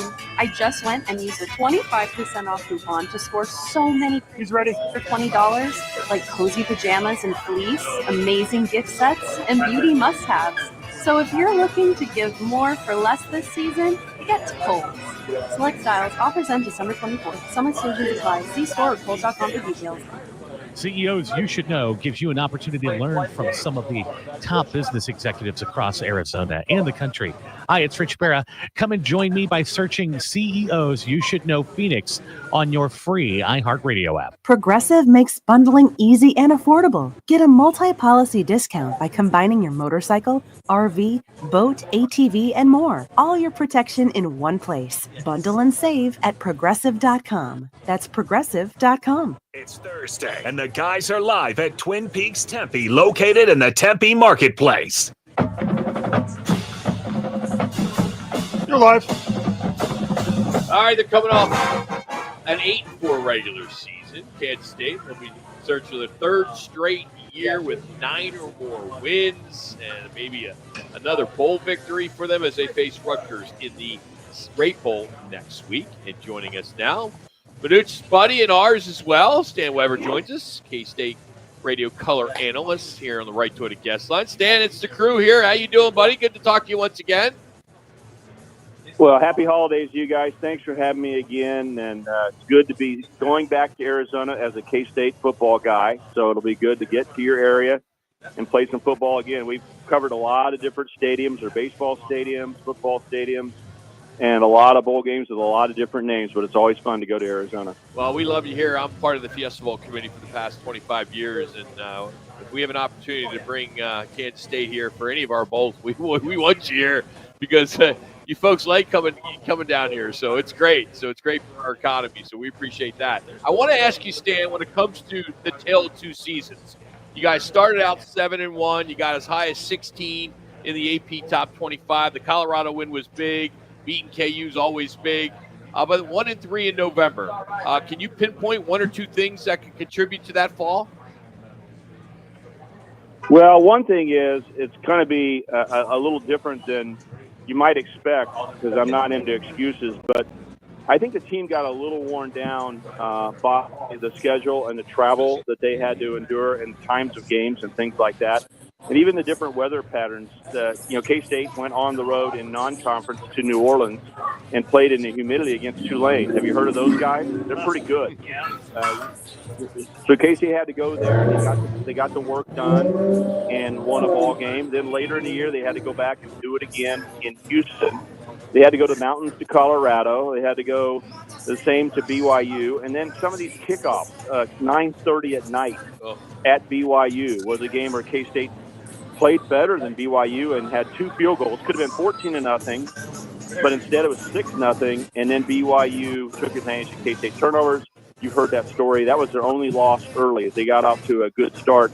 But it just started to wear on the guys, I think. I am traveling with them, and it seemed like we were the Harlem Globetrotters rather than the K-State football team, because if you look at the rhythm of a season, most teams that are power teams play 7 games at home.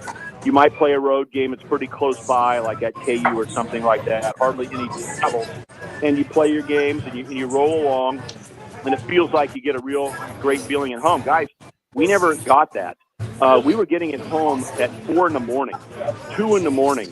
The band is really cool at K-State. This is a tradition you may not have heard of. But when the football team gets back to the football facility, and the airport's really close in Manhattan, when they get back, the band is there, or at least half of them. I mean, they are playing, and it's a celebration. Like, congratulations on the win. Great to have you back home. But we're doing this at 4 in the morning, 3 in the morning. Almost every game K-State played this year was at night. 6 of them on the road, a lot of travel to West Virginia. I mean, we were all over the place playing night games, late night games, home games at night. And it just seemed like they lost a little bit of their edge. And I think the offensive line has a tradition at K-State of getting better and better throughout the year. And they really hit a lull midway through the year and just kind of fought through it the rest of the way. So the running game wasn't as big a component, and they end up losing a game or two. And the disappointment level is high because everyone thought they're going to the college football playoff this year, right, guys? I mean, how many teams thought they were going to do it? 50? So K-State was one of those teams that said, hey, why not us, with the record we had early in the year? And I think everyone got a little disappointed. But to me, the fatigue, it felt more like a season of the Harlem Globetrotters. Or we were loved when we got to where we were there, but our travel and sitting around hotels all days on Saturdays, guys, it's hard. It just wears on you. You know, Stan, watching you guys about every game, that Houston game was a shock. I was like, wow, how do you lose that? But when ASU came in to, Bill Snyder Stadium and laid the wood early and often, I just went, man, the juice that you saw early in the season, as Roc alluded to, just wasn't there. And then they tried to make the comeback there at the very end, but it didn't happen. You bounced back against Cincinnati, but then again, the Iowa State not being able to come back like you did against Colorado and a few others. Something just seemed to miss. All the travel, all that aside, what was that? Was it Avery Johnson's youth catching up to him, the line? What in particular can you pinpoint on the field that was not happening? Well, I think one thing that, again, we look at a quarterback, and you know how hard it is to be a big-time quarterback, Dan, and fighting through the season and the physicality that's involved. Even if you're a passing quarterback, the hits you take, it wears on you. You have to look at one thing, is that when Avery Johnson is completely healthy and able to hit you in the running game, K-State doesn't call a lot of quarterback run, but his scrambles is probably the fastest player on K-State's team. In many games, the fastest player on the field. If you haven't watched him play much, if the fans haven't seen him very much, he's kind of like Lamar Jackson. He's a good passer. He throws the ball, and when he runs, it's unbelievable how fast he is and elusive, but he usually ends up running out of bounds. He doesn't take a lot of hits. He's not into the physicality part of it. Against Colorado, if you remember that game, that's probably K-State's biggest win, right? When they went out and beat the Buffaloes head-to-head, beat them twice. beat the hell out of them and got ahead, and then Shadur Sanders put on a show, brought him back, put him in the lead, and K-State went and won the game for a second time on a 60-yard touchdown pass in the last minute. But remember, Avery left the game for a series, and he got hit in his mid-area, chest area, hip. I don't know. They don't want to talk about those things. But I don't think he was 100% from that point on, and they had to protect him and be a little careful. And you take away the quarterback run or scramble game, you had to point to one thing.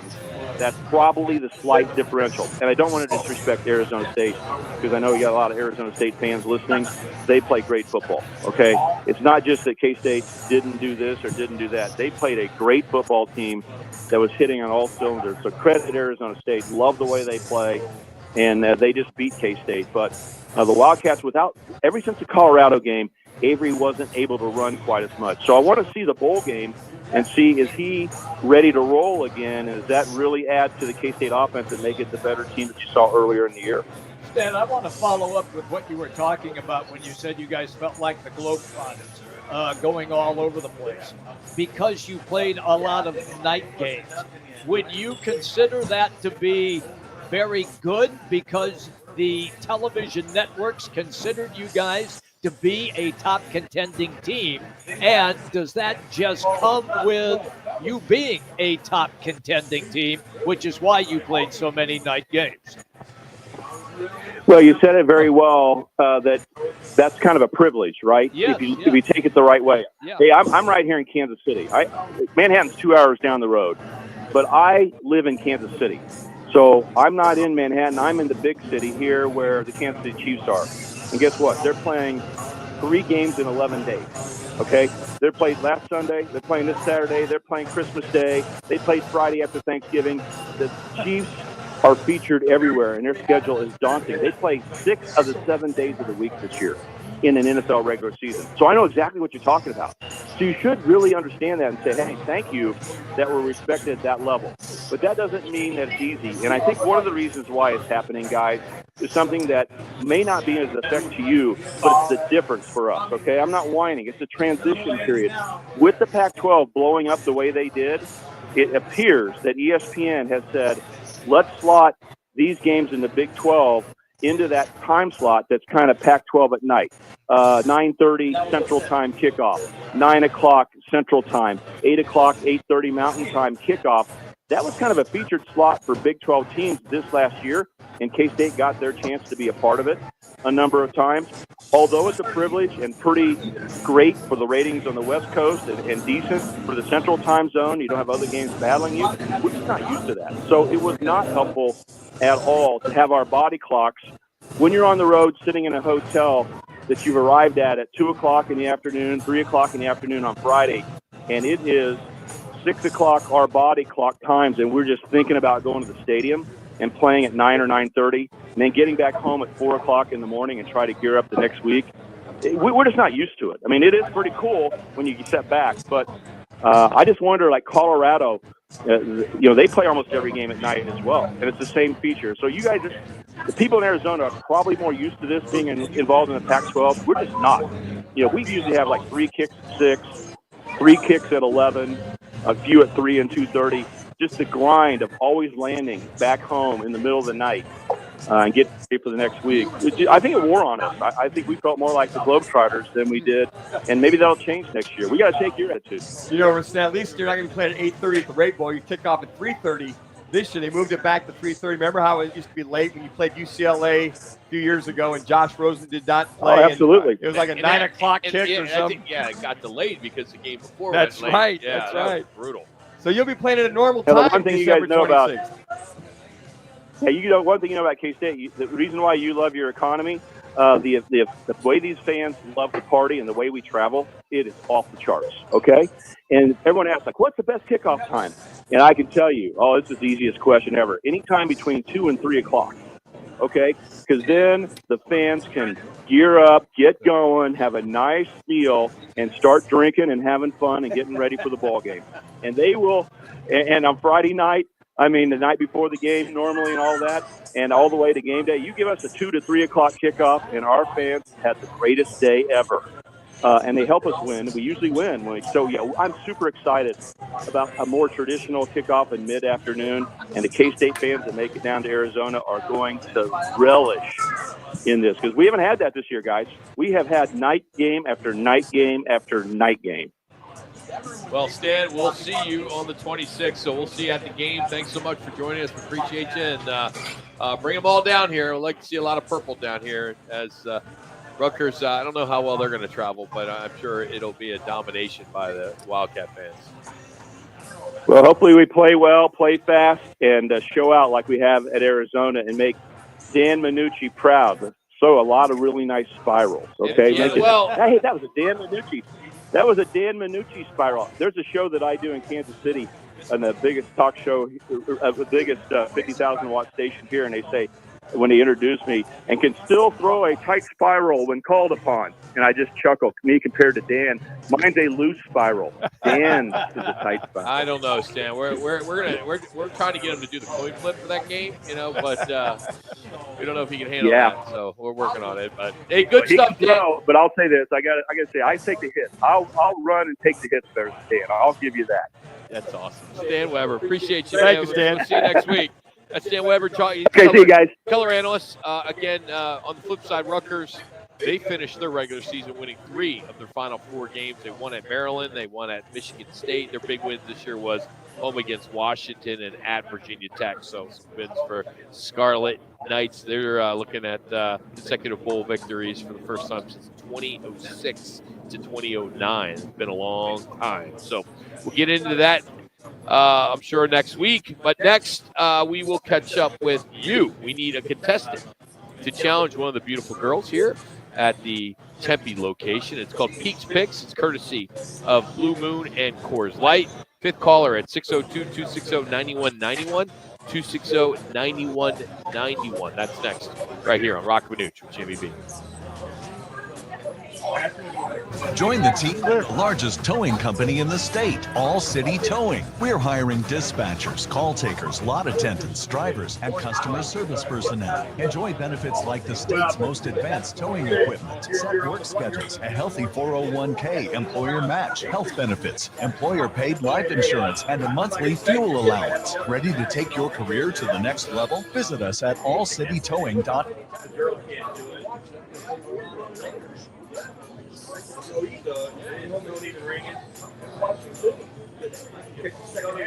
Take one, they're done. All right, don't take any, then you can just stage it. It'll be easier for everybody. All right. Taco Bout. The taco. Hey, Arizona, it's Mike Wilbon. I've been around sports professionally and personally for a long, long time. And whether you're on a court, in the gym, or just navigating a tough day, you need to stay hydrated. That's where Cocoa 5 comes in. Cocoa 5 isn't your average sports drink, packed with the electrolytes your body craves, but without the artificial junk you don't need. Available at your favorite stores, Cocoa 5, active hydration. Stay hydrated, Arizona. There's going to be a lot more games that tickets get to that price. So if you want to be a part of them, you better buy season tickets. You better do it right now. You better sell it out because we're going to have a lot more games where this thing wants to show up to. Buy your season tickets. Let's make that every single week of next year. Because why would you not want to be in that environment? It's one of the most fun places to be in college football. Why would you not want to do that every Saturday? Get your Sun Devil football tickets today by calling 480-727-0000 or go online to sundeviltickets.com. Twin Peaks is the best in the game. Here, the Scratch Kitchen delivers lunch in the clutch. I mean, where else can you order a 29-degree draft beer and a quickie combo on your lunch break?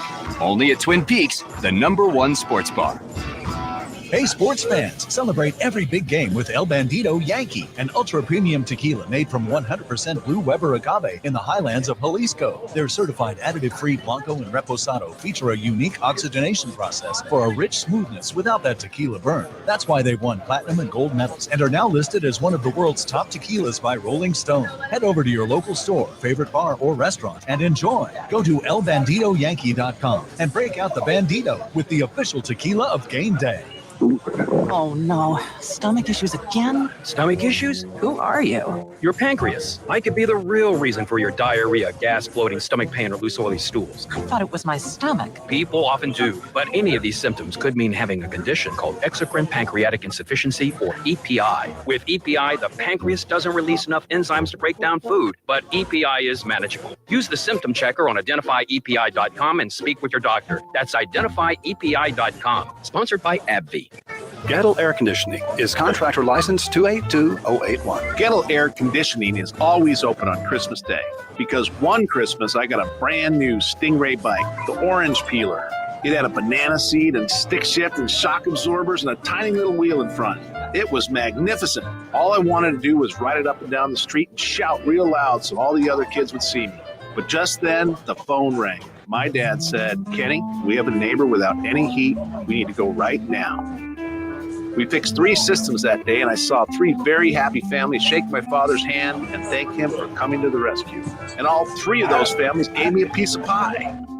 When we were finally headed home, Dad said, "Christmas is about giving, son. It's about giving." Gettle is open on Christmas Day because you might need us. But I definitely don't need any more pie. If you see me on TV, you already know that.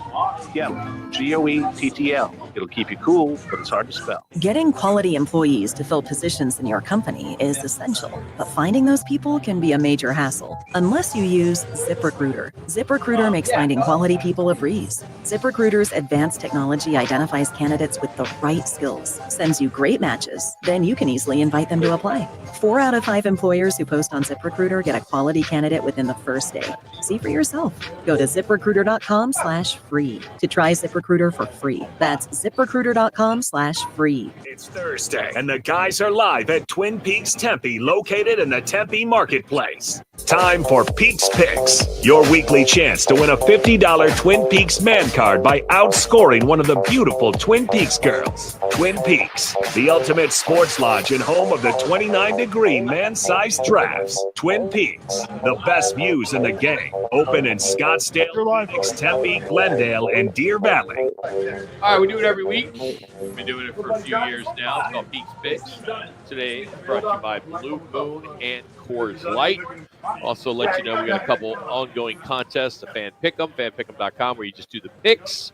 You can win gift cards to Twin Peaks. A little late to get in our $5,000 deal, but you can still get in the weekly picks.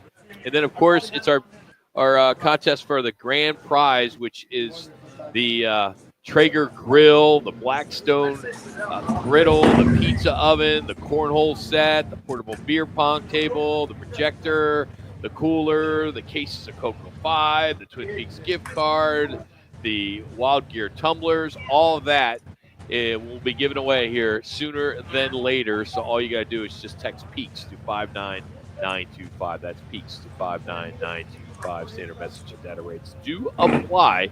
So today, first of all, last week, by the way, Jordy.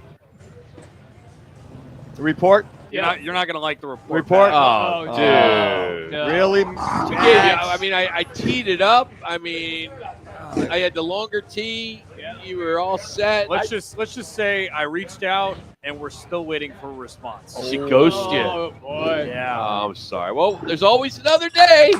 We can step up, buddy. We're going to Tempe today. We're Tempe. Jordy won last week. By the way, the girls are 10-5. That's amazing. 10-5. Doing better than I am in my fan pick'em. But today, Rebecca, one of the bartenders here, but she's not going to join us here. She gave us the picks. Who's our guy? Oh, Johnny in Glendale. So he gave Richie the picks. So let's fly through this real quick. Broncos at Chargers. Who's Rebecca going with? Broncos. Okay. And Richie, who's Johnny going with? Go with the Chargers. Go with the Chargers. Okay. All right, second game, Clemson at Texas. Which way is Rebecca leaning? Rebecca's going horns up, Texas. Okay. All right. Richie? Johnny's also agreeing with Texas. Okay. All right, then Cardinals at the Panthers on Sunday. What do you got, Jax? Where's Rebecca? Yeah, Rebecca's going Cardinals 34-10 over the Panthers. Okay. And back at the studio, Richie. Johnny's going with the Cardinals 28-24. Ooh, close one. Okay. All right. I took Carolina. You took Carolina, really? I did too. 1 minute. Oh, well, Hey, real quick, dad jokes. See if we can squid. Oh, yeah. Get a couple in here. You want to do that? let's try a couple. Yeah. You have time to fire that off, Richie? No, we got to go. Oh, we'll go to break. 45 seconds. All right, real quick, which days are the strongest?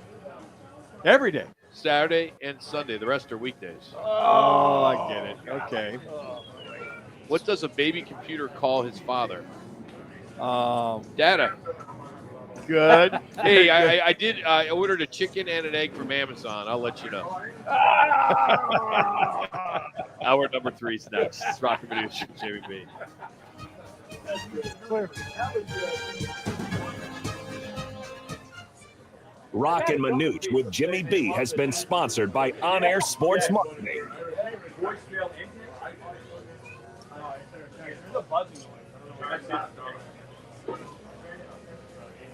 Or just navigating a tough day, you need to stay hydrated. That's where Cocoa 5 comes in.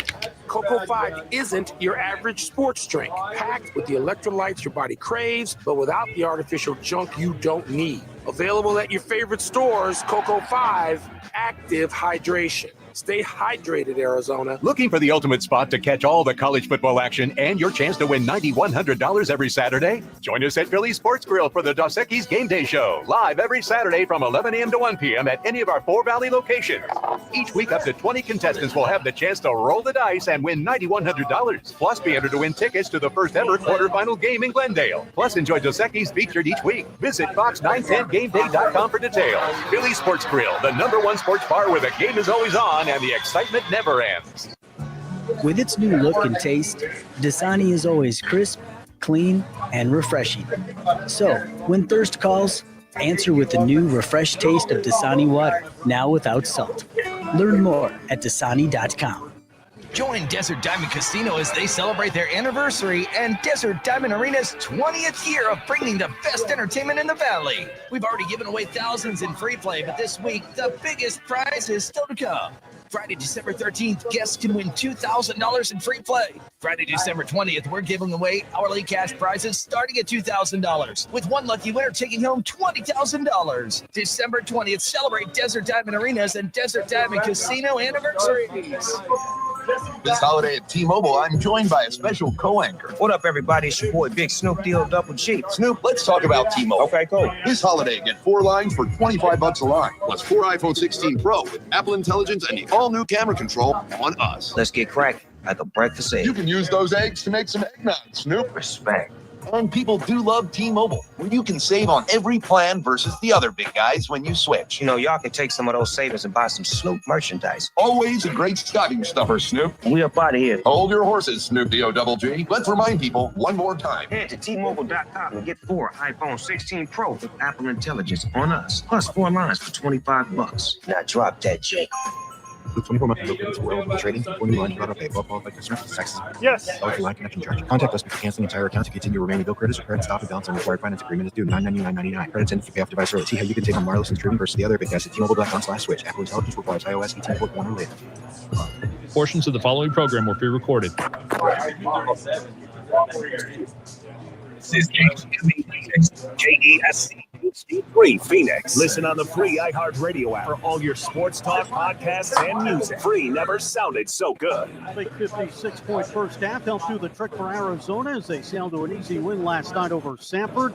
The Wildcats now 5-5. Next up for them, a home game with Central Michigan on Saturday. Tonight, GCU back on the court. The 6-4 Lopes entertain Chicago State. The Suns expected to have Bradley Beal available as they host the Pacers tonight. He's missed the last 2 games with swelling in his knee. According to Sportico's 2024 NBA franchise valuations, the Suns ranked 13th at $4.32 billion. Golden State is number 1 at $9.14 billion. I'm Frank Garrity on Fox Sports 910. Available everywhere on the free iHeartRadio app. This is the Parker & Sons Weather Center. For all your AC, plumbing, and electric needs, call Parker. Look for mostly clear skies tonight. Temperatures dipping down to 50 degrees, and your Friday will be a warm one, a high of 80 degrees with plenty of sunshine. For the Fox 10 weather experts, I'm Anita Roman. This report is sponsored by Macy's Backstage. Macy's Backstage has amazing deals on the holidays' most fun gifts, all for under $15. Get low prices every day.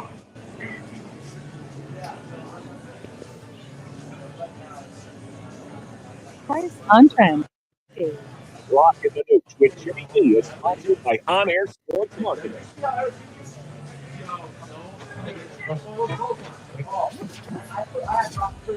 Calling all sports with Roc and Manuch with Jimmy B. Proudly sponsored by On Air Sports Marketing and is powered by the injury attorneys Lerner and Rowe. In Iraq and need a check? Make one call, that's all. 602-977-1900 and always online at lernerandrowe.com. Now time for Calling All Sports with Roc and Manuch with Jimmy B on Fox Sports 910. Bradley Beals will go tonight as they host the Pacers. Suns have won 2 straight, 14-11 on the season. Of course, I think hopefully by now you heard about their new $2 value meal at Footprint Center. That'll start tonight as well.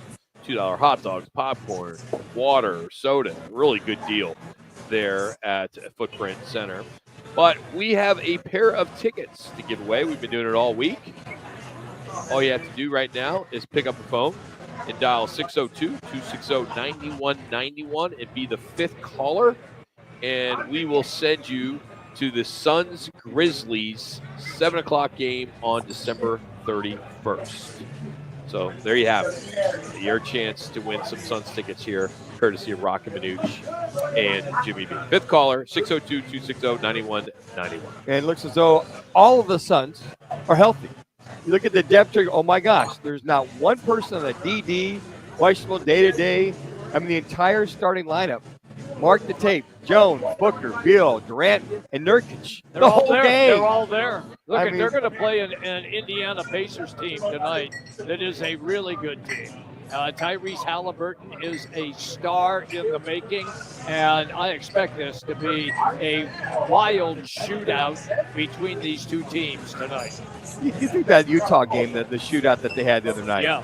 I mean, and Kevin Durant said, look, was it 143 to 138 or something like that? It reminded me of an old ABA game. It was. Just shots galore. It was like 95 threes that were hoisted. I thought Doug Bowe was coaching Denver.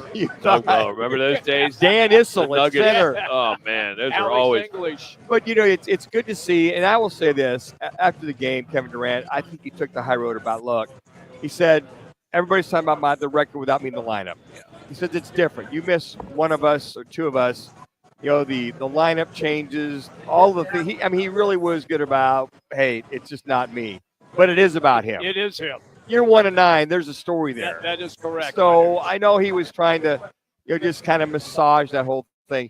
Now, if they can just keep this group healthy, especially Bradley Beal, with the inflamed knee or whatever it was, and just kind of keep that group, plus all the backups, and just finally establish a rotation. Finally, 2.5 months in, coming around Christmas time, which is about when people start paying more attention to it. And you would hope that you pretty much have your land legs by Christmas time for the entire team. I would hope. The voting, the All-Star voting has opened up today. So you can go to Suns website and start voting for, it'd be cool to get all 3. Not going to happen, you know that. Well, Booker and KD. Bill's just missed too many Those are games. the two, yeah. I'm going to switch gears.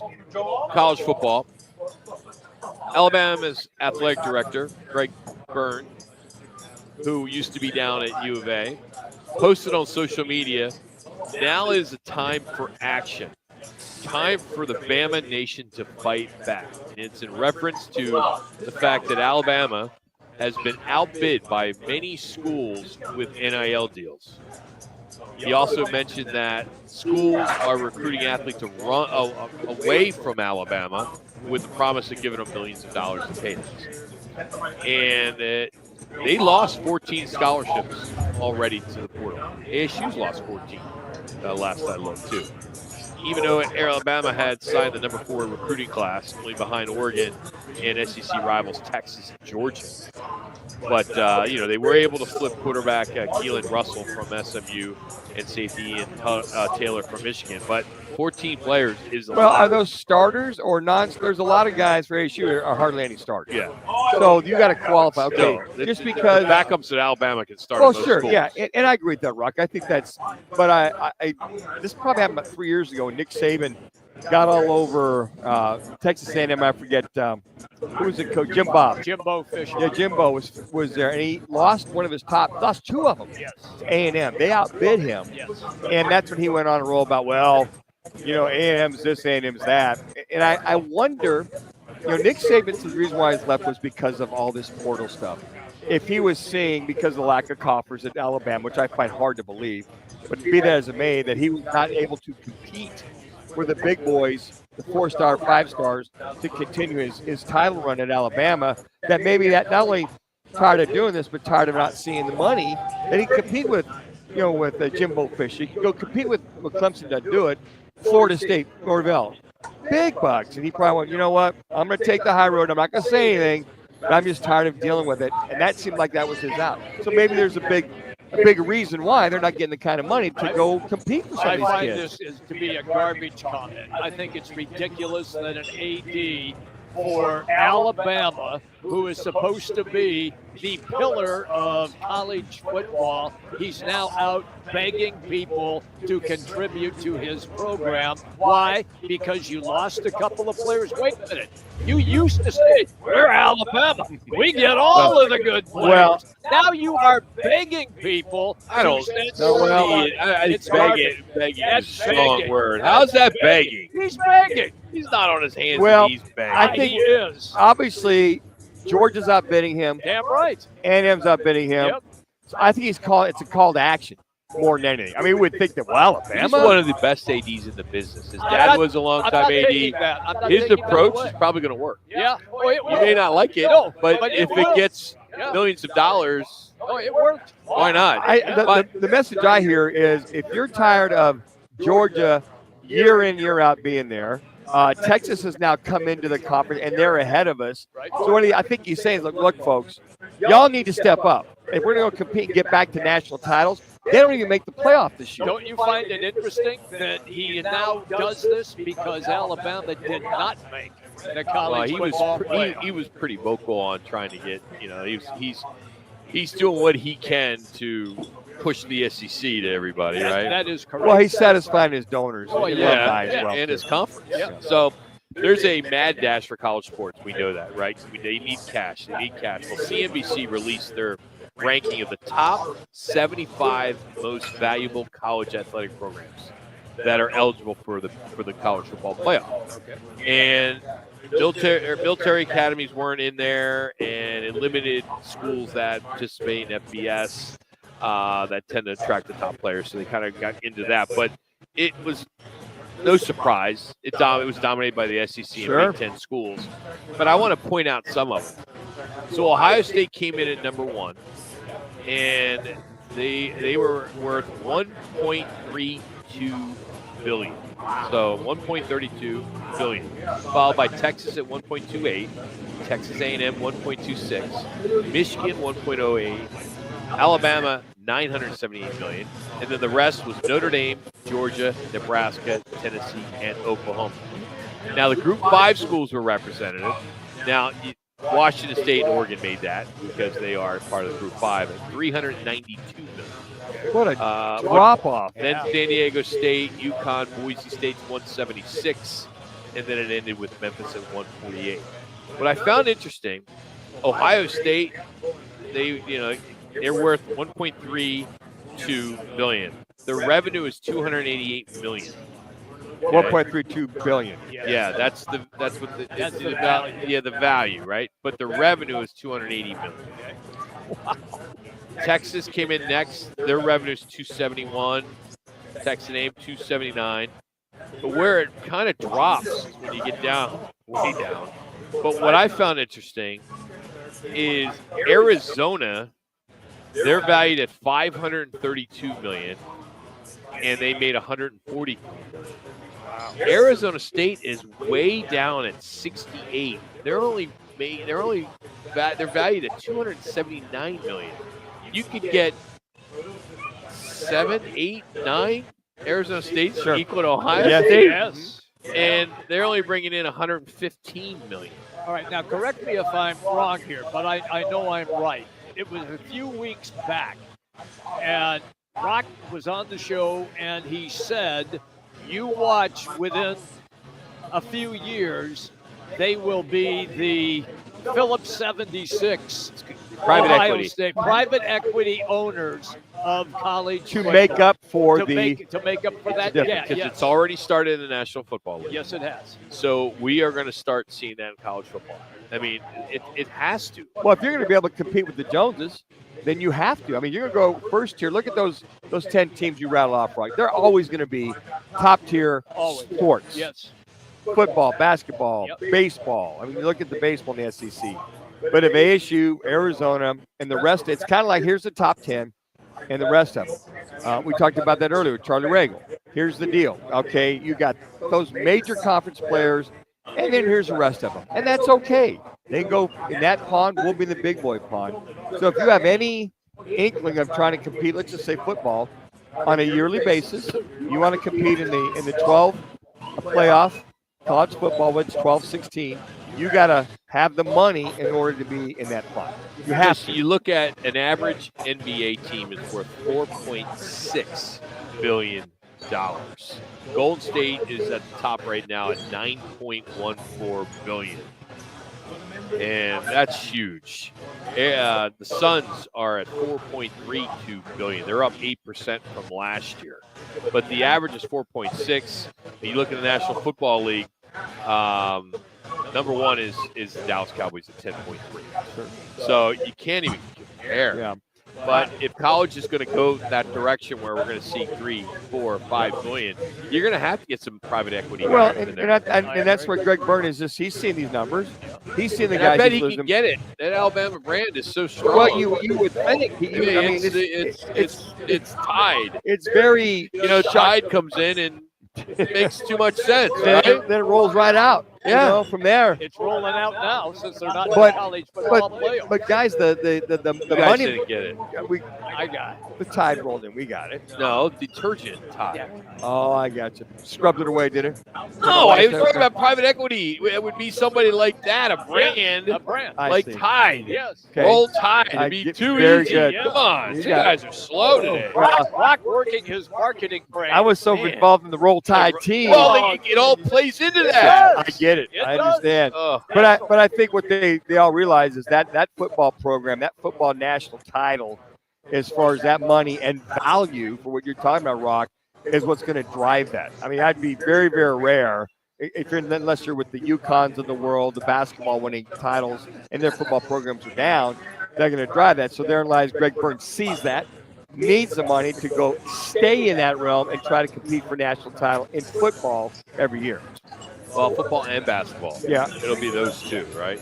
Hey, coming up, we have an SEC quarterback that could play next year after a ruling that could shake up the NCAA. We'll get into that. We'll get into that next, I should say. We're out here at Twin Peaks Tempe.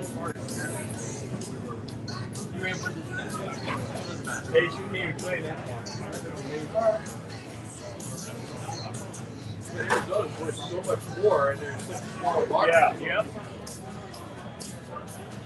Just what you talked about all the time. Is that the money people, they haven't stepped up at all. Who wasn't that said that?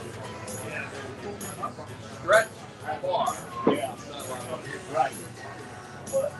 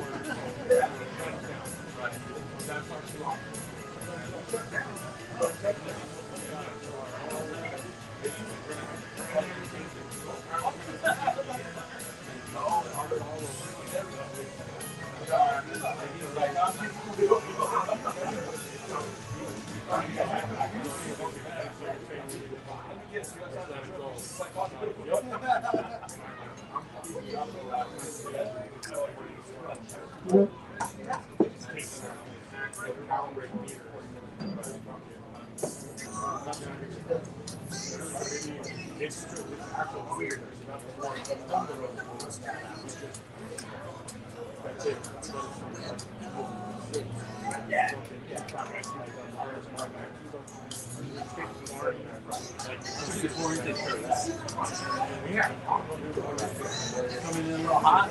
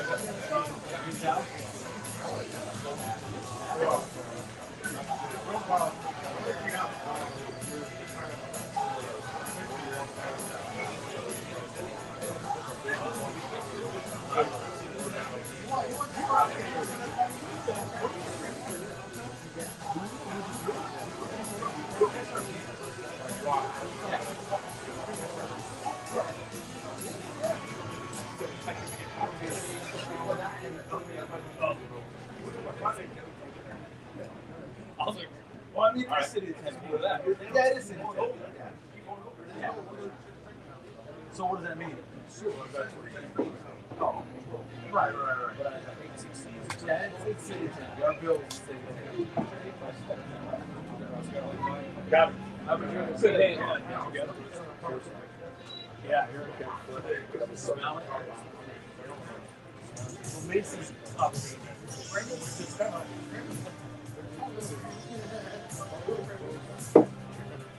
We're making bets, boys.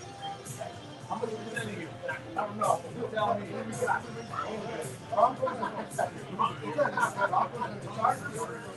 Pretty good betting. That's pretty good betting. Sports analyst. Don't feel as good.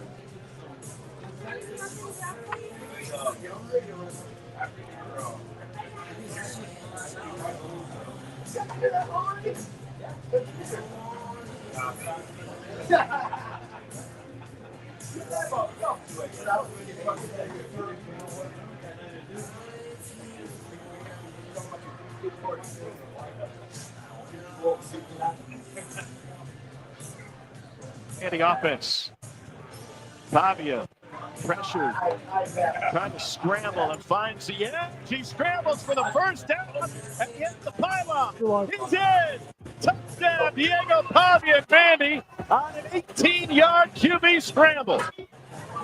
Well, the Vandy quarterback's going to get another year of eligibility, at least for the time being. He was in a legal battle that could have some big repercussions in the NCAA. Major ramifications that could change the way these college athletes, how long they play in college, as he won an injunction at the U.S. District Court of Middle Tennessee yesterday. It's going to grant him another year. And he had argued that 2 seasons in his junior college should not count against his NCAA eligibility. And the injunction went through. And this could unravel and open Pandora's box, where you're going to see, instead of athletes allowed to play 4 seasons in 5 years, you're going to get to see them play a lot longer, especially ones that have been playing at a military institute like he did, or, some type of, smaller school, Sure. JUCO. Well, New Mexico Military Institute is a JUCO in Roswell, New Mexico. They classify their JUCO program, their JUCO schedule. I'll be very interesting, Rock, to see if this goes beyond him.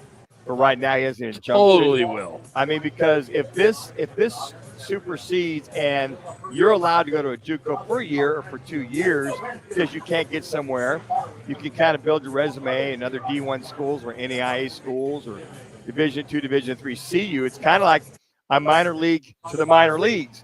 But if this thing passes and goes through, oh my gosh, how many current players at four-year schools will go, well, wait a second. I played at JUCO for 2 years. Let me put my hat in the ring. Let me put my name in this folder as well, too, to get my year or 2 years back, too. Why You're would right, you? Rock. Exactly. But Pandora's box, the NCAA's got enough to think about now. Now you have an injunction from a court saying, or from a judge, yeah, you'll get that year back. Imagine guys lining up, paperwork. I want 1 or 2 more years. Absolutely. Especially now they're getting paid. Yes. And that's it. They're going to make more money staying in college than getting a real job after college, even though, 1 or 2% may even make it to the national I football thought league. Charlie Regal made a great point when he was here today, when he spoke about that after they play their college football and they're not NFL caliber players, they're terrific college players, but not NFL caliber players, they got to make that big money right now. Well, as long as they can. Yes. Because then the thing is, I think what was the concept behind this? Because he couldn't earn money at New Mexico Military Institute, or he just felt that Yeah, he didn't make any money. Now he's looking at it. If he gets another year, it's $1 million. Yeah. So what if JUCO start paying guys? Does that constitute? JUCOs don't have money. They don't have any money. Matter of fact, There's no way. The 4 that folded here, they're like club sports now. The 4 teams that they have here. But, Junior college should not have ever been equivalent to D1. No, it never has. 3 It years never college. should be. But I mean, you play 2 years because it's. But it has been because they're counting as 2 years. Right. Well, because it's still part of college, junior college. You're taking college accredited courses. You're taking all the things you need for college, and on top of that, when you transfer from a JUCO to a major college, so many of your credits have to transfer, or you can't transfer. Some other news in college football. Washington State head football coach Jake Dickert is now over at Wake Forest. He was 23-20 at Washington State, so he's getting out of there smart. Get over to Wake Forest. Just lost his quarterback. Yeah, and John Mateer, he's going to Oklahoma, which is good for him as he entered the transfer portal. We knew he wouldn't be in there long. One of the top quarterbacks in there, so he will get started there at Oklahoma. I think he was the number 1 player in ESPN's ranking, right? Right. Transfer portal. As far as So, that's concerned. as they lost Jackson Arnold in the transfer portal. And the other thing about the transfer portal, guys want to move at second semester. Now that's the rub with a lot of college coaches. That look, can we work it where you can have the portal open after the bowl games, after the playoffs? Well, the players are going, well, we're not going to bowl games, not going to players, so we'd rather prefer transfer now so we can be on campus second semester. There's got to be a happy medium here, because if you go in the portal, let's say December 31st, and there's 2 weeks you're going to have, it's about mid-January. A lot of schools have already started by mid-January. So I know what college coaches are talking about. It's kind of unfair because you want your guys all go to the bowl games, playoffs or whatever. You don't want them in the portal. I know a lot of schools rely on their kids to go and dress out for the games and be in the portal as well, too. It's kind of a conundrum right now because some guys want to move on, but they want to stay to be part of the playoffs of the bowl game. This thing it's a mess. It's an absolute mess. Earlier this week, Colorado State and Utah State, they filed a lawsuit against the Mountain West of millions of dollars in exit fees as they're all going to the Pac-12. Boise State, San Diego State, Fresno State, they're already there. Pac-12's doing what they can. They're trying to get this alignment right. I think, getting UNLV is good there. Gonzaga for basketball. So Pac-12, I think, is going to be all right. I think it'll be okay. If I were the Mountain West, I'd just try to cut a deal and just merge, right? If you want, I don't know why they wouldn't. Exactly. Why are there some schools that said, now we're not going to go? Yeah. I know there's some money there. But there's some schools that you would think would have jumped. Well, that makes the most sense. Think about it. Yeah. Why not merge? Yes. And but I think what happens, the Pac-12 can't be picky. If we got 15, 16, 20 teams, and like Gonzaga, okay, obviously they've got basketball. We get it. No football. But there's got to be something there. Why is it so UNLV? They're not in the Pac-12. They're staying in the Mountain West. Right. Why? A market that big, yes. It just got a big-time coach, Dan Mullen. They're playing in an unbelievable stadium. How would they? And one of our close friends is now doing NIL there. What are you thinking? If you have an opportunity to be in the Pac-12 and that Vegas is a good-sized market, why would you do that? Now, Air Force I could see staying. All right, they're fine. Those academies, that's one thing. But UNLV? Yeah, that doesn't make sense to me. Yeah, they have good football I thought program. that- And they have some really nice facilities. Yeah, I thought that was a natural for them to go ahead and move on. Yeah, there's got to be some workings behind the scenes or something like that. I don't know what that would be. Well, you know if he's getting $20 million to stay. Oh, they are. Well, that could be Well, the that's a reason. $20 million question right there. That is answered by this team. You know, the next guys, I think within 5 years, this will all even itself out. Super conference, and then the rest of them. And if the Pac-12's if they have any kind of, let's say the Washington States, Oregon States, they go to a super conference, there can still be more movement. That team's coming and I going. agree with that. Rich Rod came out. He's going to get paid $3.5 million this coming year, and $7.5 million is going to be allocated to his assistant coaches and support staff. Good for him. He's getting paid some good money. His former team, Jackson State, plays my alma mater tomorrow in the bowl game. So looking forward to the Ohio University Bobcats. Let's go, Parker Navarro. Lead your Bobcats, Rock. Be nice, Manuch. Absolutely. Why not? You know, that's good. Maybe it'll be the next Brock Purdy. I'd love to see that. You never know. Stranger things have happened. I will tell you, though, the bowl games, it was hard. There was nothing on the last couple nights, man. And watching Cal and UNLV with 20 people in the stands, it's just tough to watch. The West Virginia game at the Frisco Bowl with Memphis. That was bad. It was an entertaining game, but there wasn't anybody there. Blue uniforms, red uniforms. Yeah. The home uniforms. I guess with the playoff, you want to watch games that count. Yes. I feel like exhibition games, right? And it's just hard to kind of. I mean, I'm betting them, but it's not like it's just not the same. I mean, it's one thing to put money on UNLV, and When do you think, because you're involved in a bowl, but now they are part of the college football playoff, meaning the Fiesta Bowl, when do you think that the bowl structure, as we know it right now, will end? I don't think it'll end. They're going to use the bowls as part of the playoff like they're doing now. Okay.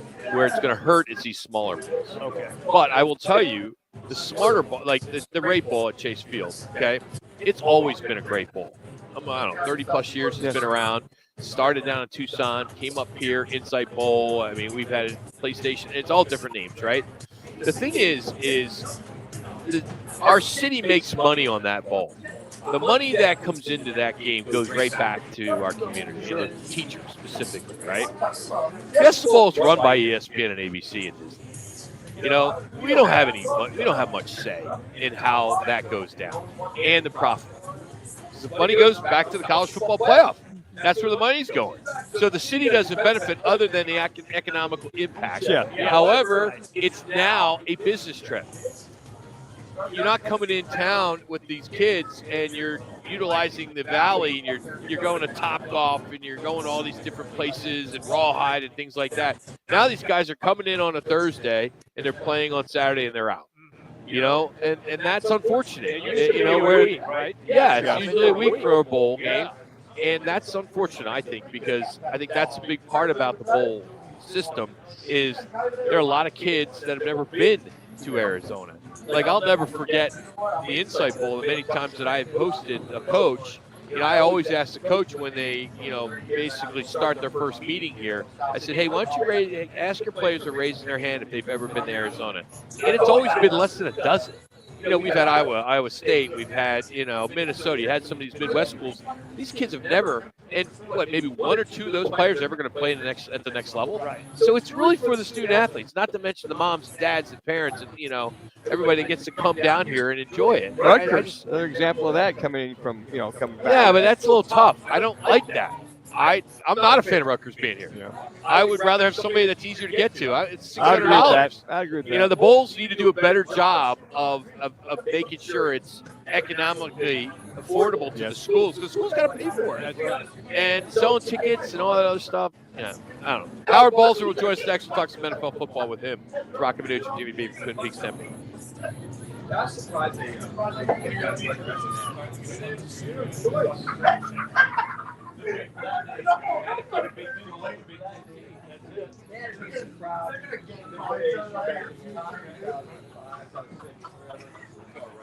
that got ASU, it was ASU. They sold out.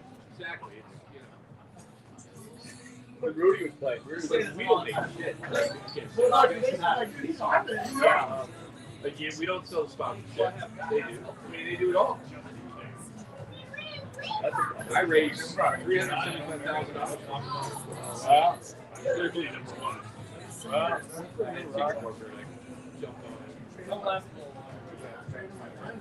Still, they don't see any of that profit. You're right behind him.